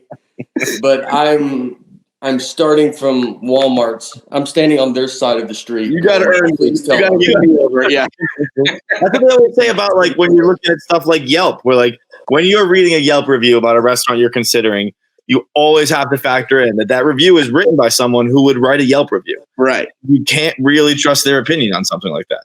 I kind of say in my act now, I just have a little, not a big joke, but a little thing about reviews, because they get too specific. Like, and you can start reading them, and then, you know, like what I say in my act, I'll just say it. But it's like I say, like, you read a review on a hotel, you know, like the bed was not that comfortable, the room was a little outdated. You're like, all right. And then it's like, well, hope Samantha at the front desk gets hit by a bus. And you're like, all right, like your review was so good. And now you've made it too specific. And I can't trust that our bed's comfortable. Right, right. And you're all credibility out the window because you want Samantha to die. You want her to die. Speaking of you know, some of your special, we Tennessee Kids saw on Netflix, and I'm wondering if you feel like you missed a massive opportunity with the Cape Fear Serpentarium show. Oh, I thought you meant just the coronavirus, and no one's everybody's at home. Sure. Yeah, dude. I tried to time it out, and I was a year off. I tried to catch the H1N1. I was trying to get it out right when that swine flu was going on, and I missed it. I wasn't really ready. I know the Cape Fear. Yeah, it's crazy. Cape Fear is basically, in my mind, I always pictured Cape Fear when you told the story and the update in Tennessee Kid as like, it's like in the Tiger King. It's basically the same thing where it's just like, oh, like, is there an alligator in that cage? Is he supposed to be out like that? Like, just let those things run wild. Yeah, it's exactly that. I mean, we went. So it was exactly Tiger King. And did you watch Tiger King?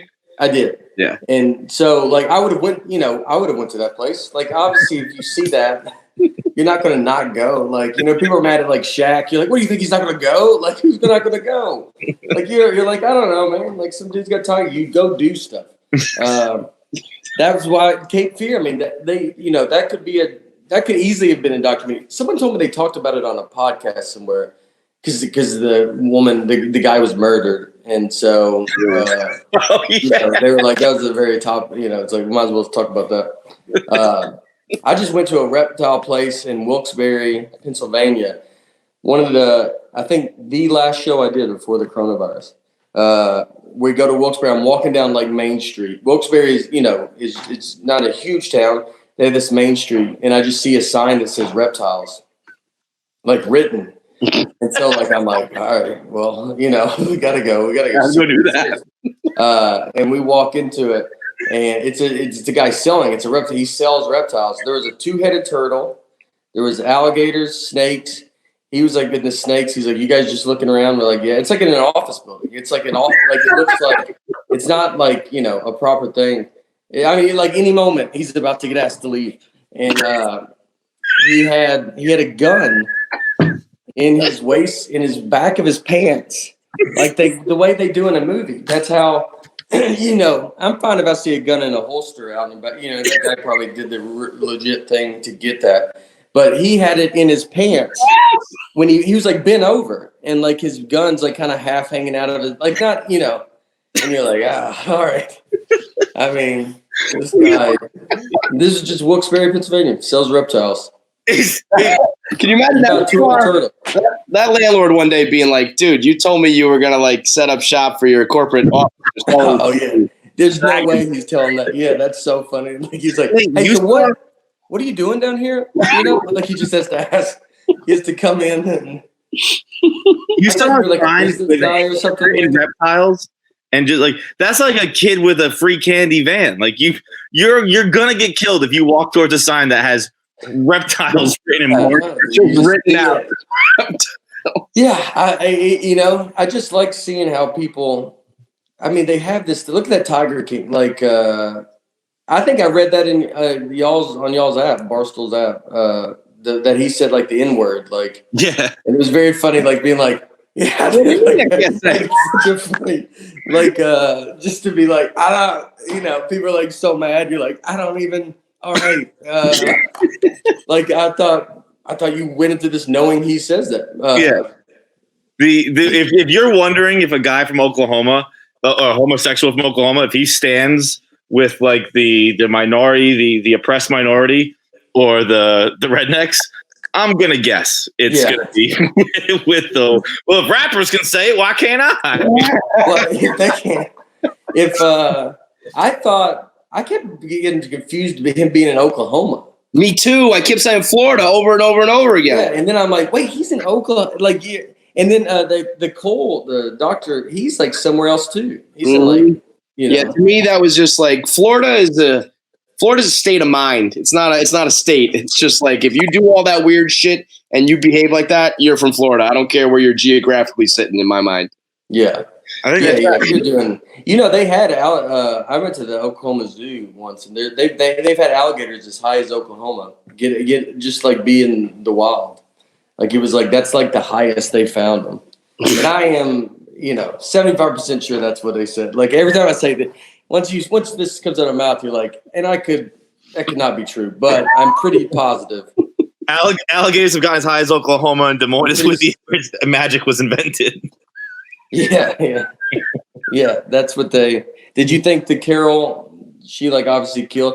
So does it feel your same way of your Scott Peterson? Are you gonna go after it with just saying? Yo, I heard that first of all, that Scott Peterson really stuck with you, huh? That's been on your mind for a long time. You made me go watch it. I mean, dude, it wasn't like just this easy thing to download either. It wasn't like just like it's on Netflix. The main thing that comes up. It's like. I think it was easy, but it was like I had to go get like I'm in like Hulu's world now. I was never in their world. Now I'm all about it. And then I ended up watching the whole thing. And then I watched it because you were going crazy about it that night. And I was like, I can't believe you still think he did it. I don't trust you anymore. Yeah, well, I am Scott Peterson. I kind of look like I could be like I got out and you're like just trying to get by a new life. Yeah, like you know what? If you ever get accused of murder, someone's going to be like, yeah, his energy level is weird. That guy fucking did it. And you go to jail. Then you'll fucking know. Then you'll know how it feels to be Scott Peterson. Look, if they have more than my energy level of like he has another girlfriend that he's lying to at the wake of his, if it's just, they're like, all right, his energy level's bad. And you're like, what else? He has a gun.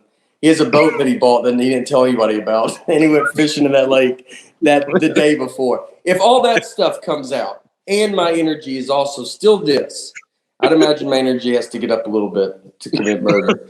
But if it stays this kind of tone, then yeah. You'd be a terrible murderer. There is no crime of passion in the Nate Bargatze life. You'd be like, well, I was gonna kill you. I had a gun in my pants, but it's all right. Never mind, man. I would think, yeah. I don't think I would. I think I could get there. I think I could get to the point of like wanting to do it. Where you could be like, I'm outside your house in the car, and then you just drive. I'll stalk you. I don't know if I have the energy for a kill, but a good stalking, I'll throw that your way for sure. Yeah, you could stalk. How has I'm sure you had to cancel a shit ton of shows and whatnot, right? I mean, yeah. I feel like the comedy world has been. No, but I'm still doing it, man. I don't know what you're talking about. I'm still out there, dude. I got the Tiger King audience that's like, yeah, we don't care. We don't buy it. Honestly, I bet if certain places right now, there's a Nate Bargatze show, they're showing up, man. The amount of people they're coming.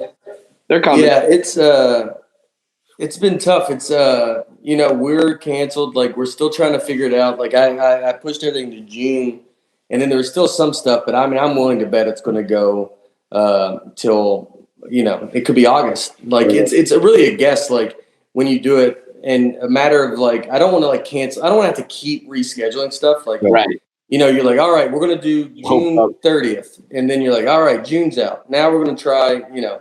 So hopefully we're going to hopefully maybe probably shoot for something like August or something and just restart back up. You need sports to go back. You need, you know, once baseball lets some fans come to some games and stuff like that, it'll be, you know, we're going to see what happens. You've done shows overseas, right? Do what? You've done shows overseas, right? Yeah. You could hit over Belarus. Belarus is still, everything's open. Really? Yeah, their president had some awesome quotes. Their president was like, all you need to do is you need 50 liters of vodka a day and a sauna. That'll kill the virus. He was at a hockey game and he was like, does anyone else see any invisible viruses around here? I don't. So what are we hiding from? Oh yeah. He gave like a classic like Belarusian quote where it's like, it's better to die standing up than on your knees. Oh. I'd rather not die, dude. Yeah. I'd rather not. What if, is there an option to not die? He's like, I mean, maybe, but not. Yeah, Belarus. All right. Where you see every comedian go over there. It's like when you see some stock tip or something, you see one thing weirdly happens. You're like, wow, there's a lot of comics going over to Belarus. Like just doing some shows.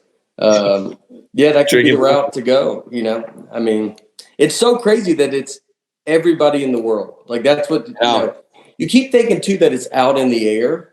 Like I won't like, you know, sometimes you go out, you're like, yeah, dude, nothing's wrong with me. It's like people are sick, like, but you're scared of like outside or like it's going to be hiding, you know, like it's a plague that's coming through the neighborhood. And everything is it. Like I will have like a symptom that's not even a symptom of coronavirus. And I'm like, fuck, I got it. Like I went for a walk and I'm just out of shape and I was just tired afterwards. And I was like, that's it. That's your boobs and you're like, what? Is this the coronavirus? And you're, as you grasp your man breast and you're like, could that be why I'm having trouble breathing? As you squeeze them. Maybe it's those. Maybe that's the problem. Over. I'm like, oh, I had like 5 glasses of wine last night. I'm like, oh, that's it. That's coronavirus. Like, no, dude, it's just a hangover. Not everything is coronavirus. A bottle of wine. When they started talking about taste being a symptom, like every bite of everything I took, I was like, is this all right? That tastes pretty normal. All right, I think I'm good. I'm not sure. You know, it wasn't as spicy as usual. I might be dying. It's you know the one thing too I realized is how many of my friends that apparently are one heartbeat away from the Pentagon with all the text I get. Oh yeah, like that's infuriating. Like I got so many friends that are like, all right, dude, I'm just saying, my buddy, a good friend of mine just got out of a meeting with Donald Trump, and you're like, he just got out. A good friend of yours, someone that you've never, I guess, relied on ever in your regular life. Like you're not doing that good in life. So you should reach out to this guy when things are normal. So, I mean, this guy's doing so good. But like now's the time. You're like, it's something I never told you, but one of my best friends is in the Pentagon and he knows that they're about to blow up, Nevada. Like we just heard that it's not good if you're in Nevada. And then on top of those friends, though, you get the friends I have like Kevin, where Kevin just texts me bad news all day. And I just get a heart attack. Kevin's like, and Kevin, just so you know, I don't know if you knew this, it's 340 died yesterday in 24 hours in New York City. So someone's dying in New York every 4 minutes right now. And it's impossible to avoid the bad news. And it's just crushing me. And then it gives me anxiety. And then guess what? I think that anxiety is coronavirus. It's a That's the secret. I had you going on the Chinese cell phones. I feel like that one really cut you deep. That one where I tried to give it an excuse that I knew was wrong. I was hoping you just let it go, and then you called me on it, and I was like, "Oh, son of a bitch!" Now I got to be concerned about this. It proved the case even more. 21 million cell phones in China just got turned off over the last 3 months. Really? You know what that means, but not a good sign. Not pay their bill. What if it's as simple as that? That they go, yeah, I don't know. We just all got behind, It's just kind of crazy times right now. There's the coronavirus. So I didn't get to pay my bill. And we're like, well, something. On a lighter note, were you upset about the Titans not going after Tom Brady. I was surprised by that. I was, as I wear my Titans shirt. By the way, Nate, tighten up, baby. What did you show me? It's Tom Brady back there. No, it's a Is that Titan Ryan flag. Tannehill? And he's in there.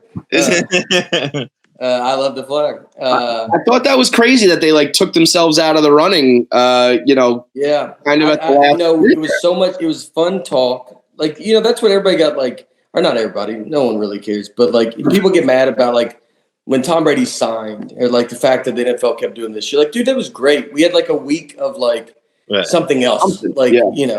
And so like I really did want Tom Brady. I just, because it's like the publicity of it is actually something that I think matters in the NFL. Like, the fact that you're going to be talked about on ESPN every day and like, for 2 years, that's a great thing. Tannehill was great though. He was great, but I mean, whatever. I don't know. It's like, it's not like Lamar Jackson. You're like, obviously we can't, it's like it was a debate. They were not winning because of Ryan Tannehill. He made, he did his thing and got him there and made a couple big plays. But if you can have Tom Brady, I get the worry of like he's 43 and like, what's funny is I would just go into articles of like before we were getting him, I was like reading everything about how great it'd be to have him, and then like after we didn't get him, I like looked for articles. They're like, he's too old, man. Right. He can't do it. And I'm like, you know what? That's right. They're right. Like, I just wish we'd have done it for, obviously, I don't think he's too old. I think he's got a big chip on his shoulder. I think there's bad blood when he left. That's all kind of coming out now. When he left Page, I think, right, and Belichick wanted to trade him a while ago. Yeah, I think he's got a lot to prove. And all I want, and what I would like to know in the end, is if he didn't want to go to the Titans to begin. Like, maybe he wanted to get out of the AFC completely, And so I heard today that, like, at least according to the Bucks, which, whether or not you can trust it, like Tom was pitching him to them. Like he was the one, like he wanted to go them on Tom Brady, which is just like, so the thought, if that's just Tom Brady. Like that's like when he called, it was like, I know everything about your defense. I know everything about your offense. I know everything about your like, but if there was any vibe of like he needed to prove to them that it was a good idea, that at least feels to me like there was still a chance of another team being in the mix. Like if the Titans had put the full court press on him, maybe it would have been, maybe it could have been them. But it felt to me more though that they were just like, no, Tannehill's our guy, which I just think that might have not been the right idea. He's a fine guy. If you had it might be good. I mean, I'm not like Tannehill. Like, hopefully, when he comes back, it's like he did great last year, and like he was like consistent, and like I know in the playoffs he had like 100 yards or stuff like that. But like, it is what it is, man. Derrick Henry was doing so much. Yeah. Well, like so running backs have what a couple, usually 2 or 3 of those years. And then they can't keep up. Like if Derrick Henry, if next year is one of his first years of decline or something, I feel like you're in trouble.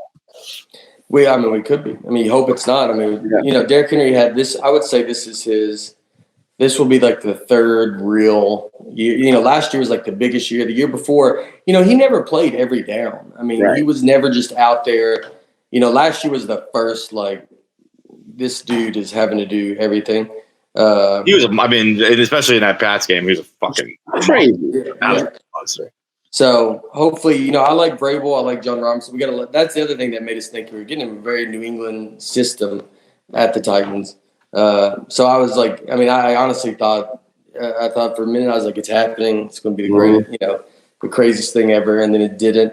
And, it's like, there's just no excitement. Like I love free agency of everything.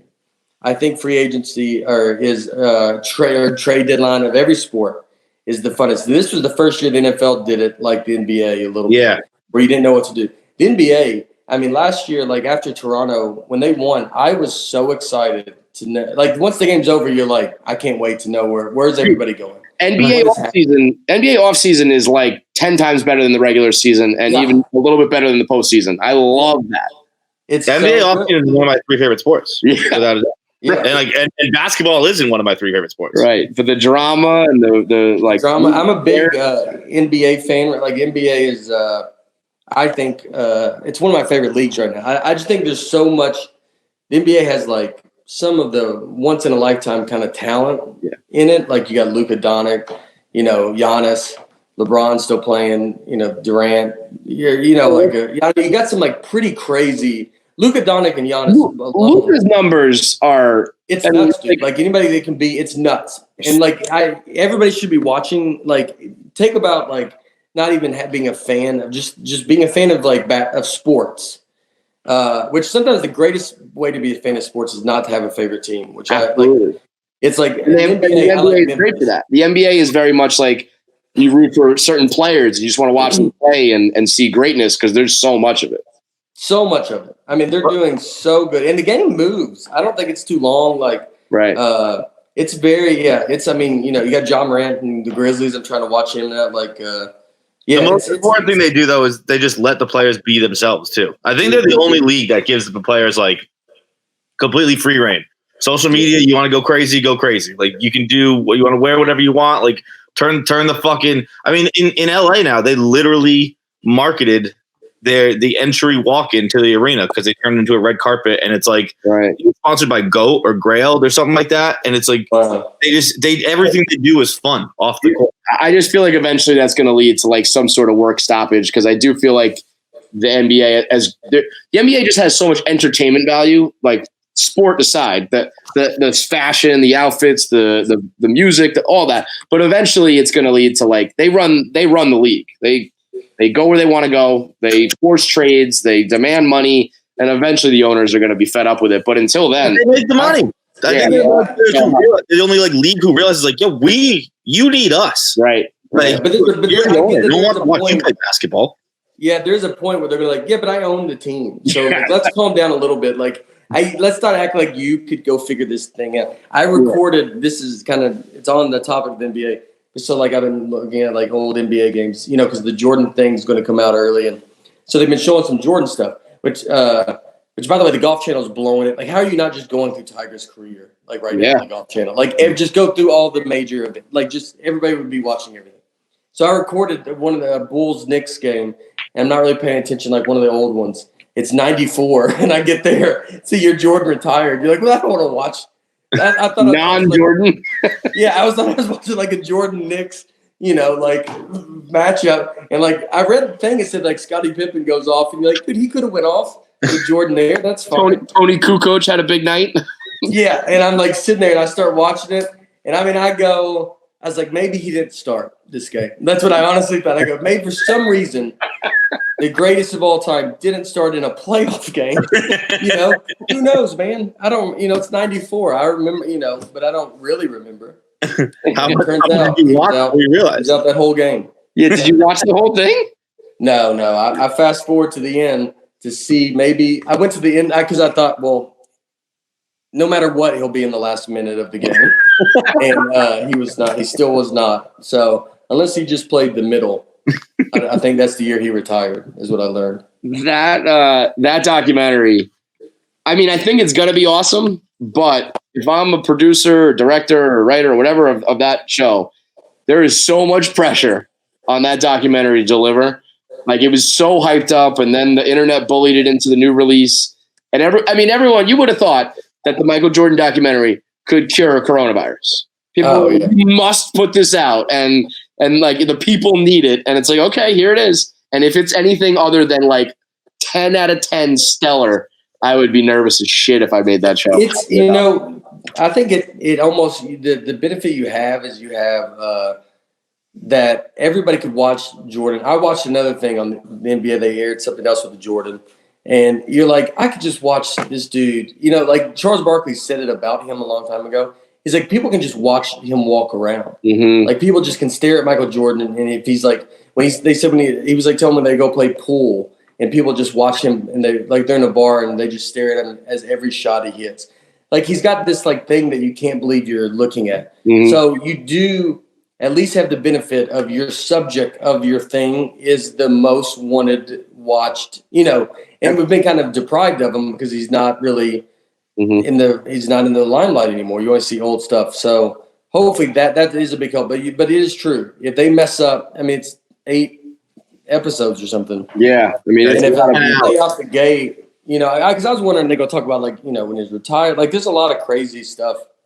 That's what I want. This will be great, but I also need the like unauthorized rogue version because I'm sure if you're gonna have Michael involved and all that shit, I'm sure it's got to be something that he likes. But I want to know the gambling and the retirement and all that shit. It's crazy that like his father was murdered, like that kind of story. Right. Just if that were to happen right now. Like, if LeBron's father was in the picture and he got murdered, it would be like the biggest story ever. And it's like, oh yeah, remember that time his dad got killed? What? Yeah, it would be unbelievable. I mean, like it would be, it's out of this world that happened. I mean, it's crazy too. Like he retired and then came back and won 3 more. It's like retired in his peak. If he had won 8, if he didn't miss those 2. Do you think he retired, Nate? Huh? Do you think he retired?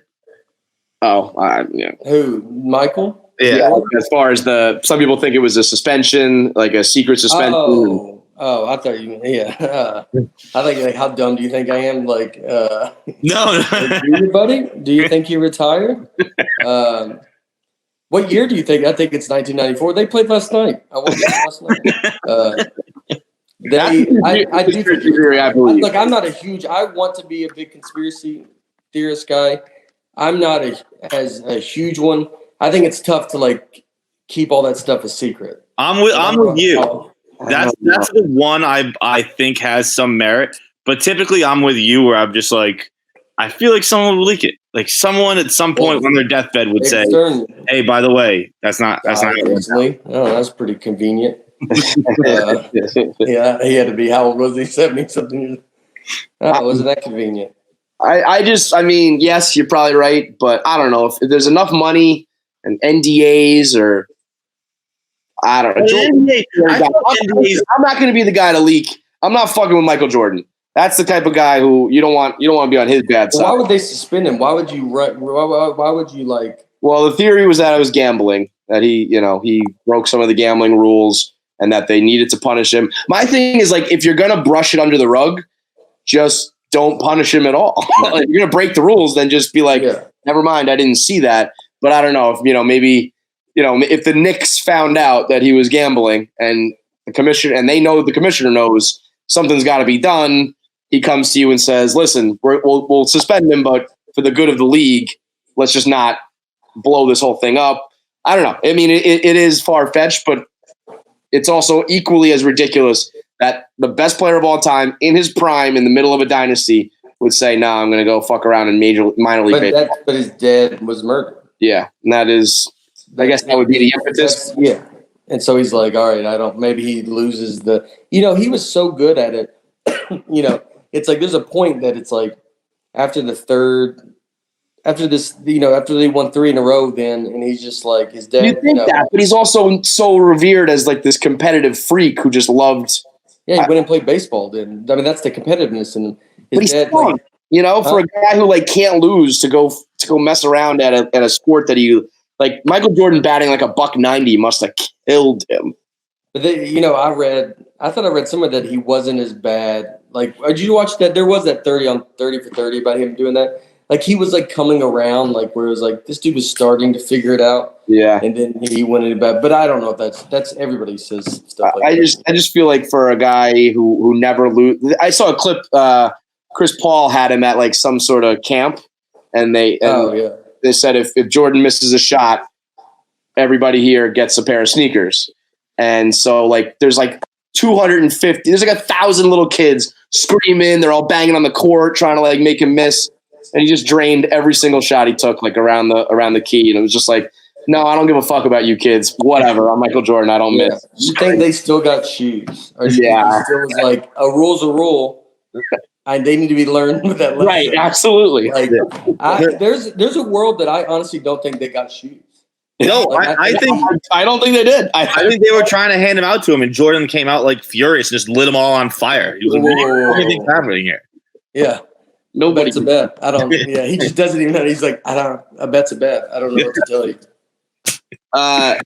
So do you think you'll be, when this is all over, you get back on stage, or even right now as you're writing material, is this something you're joking about? I think you have to address it. I don't know if I'm going crazy. I mean, I look at a lot of stuff. Like, I think every comic will go after this. So if I can come up with something that's, that I think's original and that's different and is going to stand out and be good enough, I'll do it. And if I can't, I don't want to be in the mix, just the pack of everybody talking about. Yeah, that's interesting. So like when you see something break, if there's like a big enough story that's something like nationwide, or in this case worldwide, you feel that there's kind of like a comedian gold rush, like everyone's going after the same jokes. Oh yeah, I mean that's yeah. I mean, look, the late night hosts go after it all and stuff like that. I think if you can come up with your thing, I mean, unless you're someone that, like, if you're Bill Burr and you're like, I want to hear his opinion on this, or Chappelle or something, like, then that's, yeah, those guys should talk about it because you're going to want to see it. But other than that, like, I think you're trying to be funny, and like, so it's like, what's the best thing that you can do? What's the best thing that you can show? I remember I did a Trump joke a long time ago on the Side Show, saying that I liked him.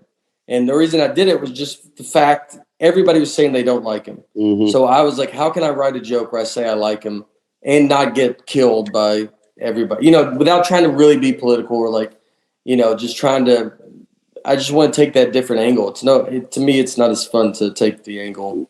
Aside from Trump, what was like the last thing that you kind of were like, every comedian's going to be doing that, I'm going to stay away? Was Trump in the big one? I don't know. I mean, look, I don't talk about sex or anything. Like, I mean, that's, I always think that's something that's been, that gets done. I mean, have you ever done it? Done to everybody. Huh? Have you ever done it? You have sex? No. That's my guy. Me and Nate are seeing eye to eye with a lot. Yeah, Final Bird just loving quarantine. He's like, I never have to have sex again. This is amazing. Yeah, that's the angle. I'm that good of a comic that I take the angle. I don't even do the things that everybody's doing. I don't, No, I don't think. Look, I talk about stuff that people talk about. I'm not like I'm doing something, different. But it gets tricky, like, So like, you just look at if you have a coronavirus joke, it needs to be very, very good. I'm not saying I won't have one. I might. I'm sure. I'm planning to tape a special, hopefully, and so like I'll probably have to tape it like soon after we go back to normal. Mm. So I'm probably going to address it because it will be just so quick to the time. Yeah. That like you would want to, it's like an obvious thing to address it. So like I would, but it's like you just try to, I don't know. You try to do it. Trump stuff is that's a big political, it's like, that's a thing that's like, I have no desire to talk about because it's like, I made a mistake. Everybody's doing it. I wrote a blog today and dipped my toe in the political waters, and immediately I was like, what? Like, I broke my own rule. Why am I doing this? The rest of my day is just going to be filled with comments and tweets and yelling, and it's just you really can't win. It's just it's a stupid battle. There's enough people doing like that's how I look at everything. Like look, if you want dirty comedy, I can send you to people. If you want political one, there's great guy. Like everybody's dead horse comedy. Nate's your guy. If you want what? Dead horse comedy. Oh, I think it's worse. If you want even worse comedy. I think you said divorce. We all heard different things there. That was like dead horse. Dead horse. I feel like Tennessee Kid is probably. Are you seeing a lot of like people streaming it again? A lot of like interaction on Twitter? Because I feel like right now, if you've had a hit special anytime in the last couple of years, or even just like period, I heard that like Bill Burr's specials from like 07 and 08 are some of the most streamed specials right now. But if you've had one in the past, year or two, it's probably good eating right now as far as the streams go. It's definitely good. I mean, definitely got hit up a lot more. Like you can just tell, just off of Twitter and social media, whatever. You can just see the people that are hitting you up and like are saying like, "Oh, watch this. It's great." Yeah, it's been crazy. I mean, look, Segura, Bert Kreischer, and Chris D'Elia both have specials coming out during this time. That's got to be, that's unbelievable. Mm-hmm. I asked my agent about, like, me and Bert have the same agent, and I was like, it's got to be doing unreal, right? And he's like, yeah, it's good. Like, it's, I mean, no one's, people are like watching everything. Look at the Tiger King is great, but you're like, is it going to be as blown up if we're not just like? Yeah, it was fine. It had some very crazy moments and shit, but I mean, people were acting like it's the greatest thing ever aired. It was just because you're trapped at home. Yeah. So, and that's how I want my comedy to be viewed. Because you're like, is it the best? And you're like, I don't know. Well, the difference is that Tennessee Kid is absolutely hysterical. Whether you're trapped at home or not, that's one of the best specials I've ever seen. So I would imagine most of our audience has already seen it and probably several times over. But anybody who has not seen it, drop everything and go watch it because it is one of the best specials you'll ever watch. Thank you. We appreciate the time, man. Make sure you guys stay safe and talk to you soon, all right? I don't know. I don't know what else to do. What, like say goodbye? I don't know, word. Like I couldn't believe you couldn't get a goodbye out there. You say, that was crazy. See you later. You just what you should have done was just like close it down like you did before. Just have it go to black. Shut it down. Just see my iPad toss out the window. Goodbye, Nate. Yeah, thanks for having me, dude. This was great. You got it. Thank you very much, Nate. Have a good one. See you guys later.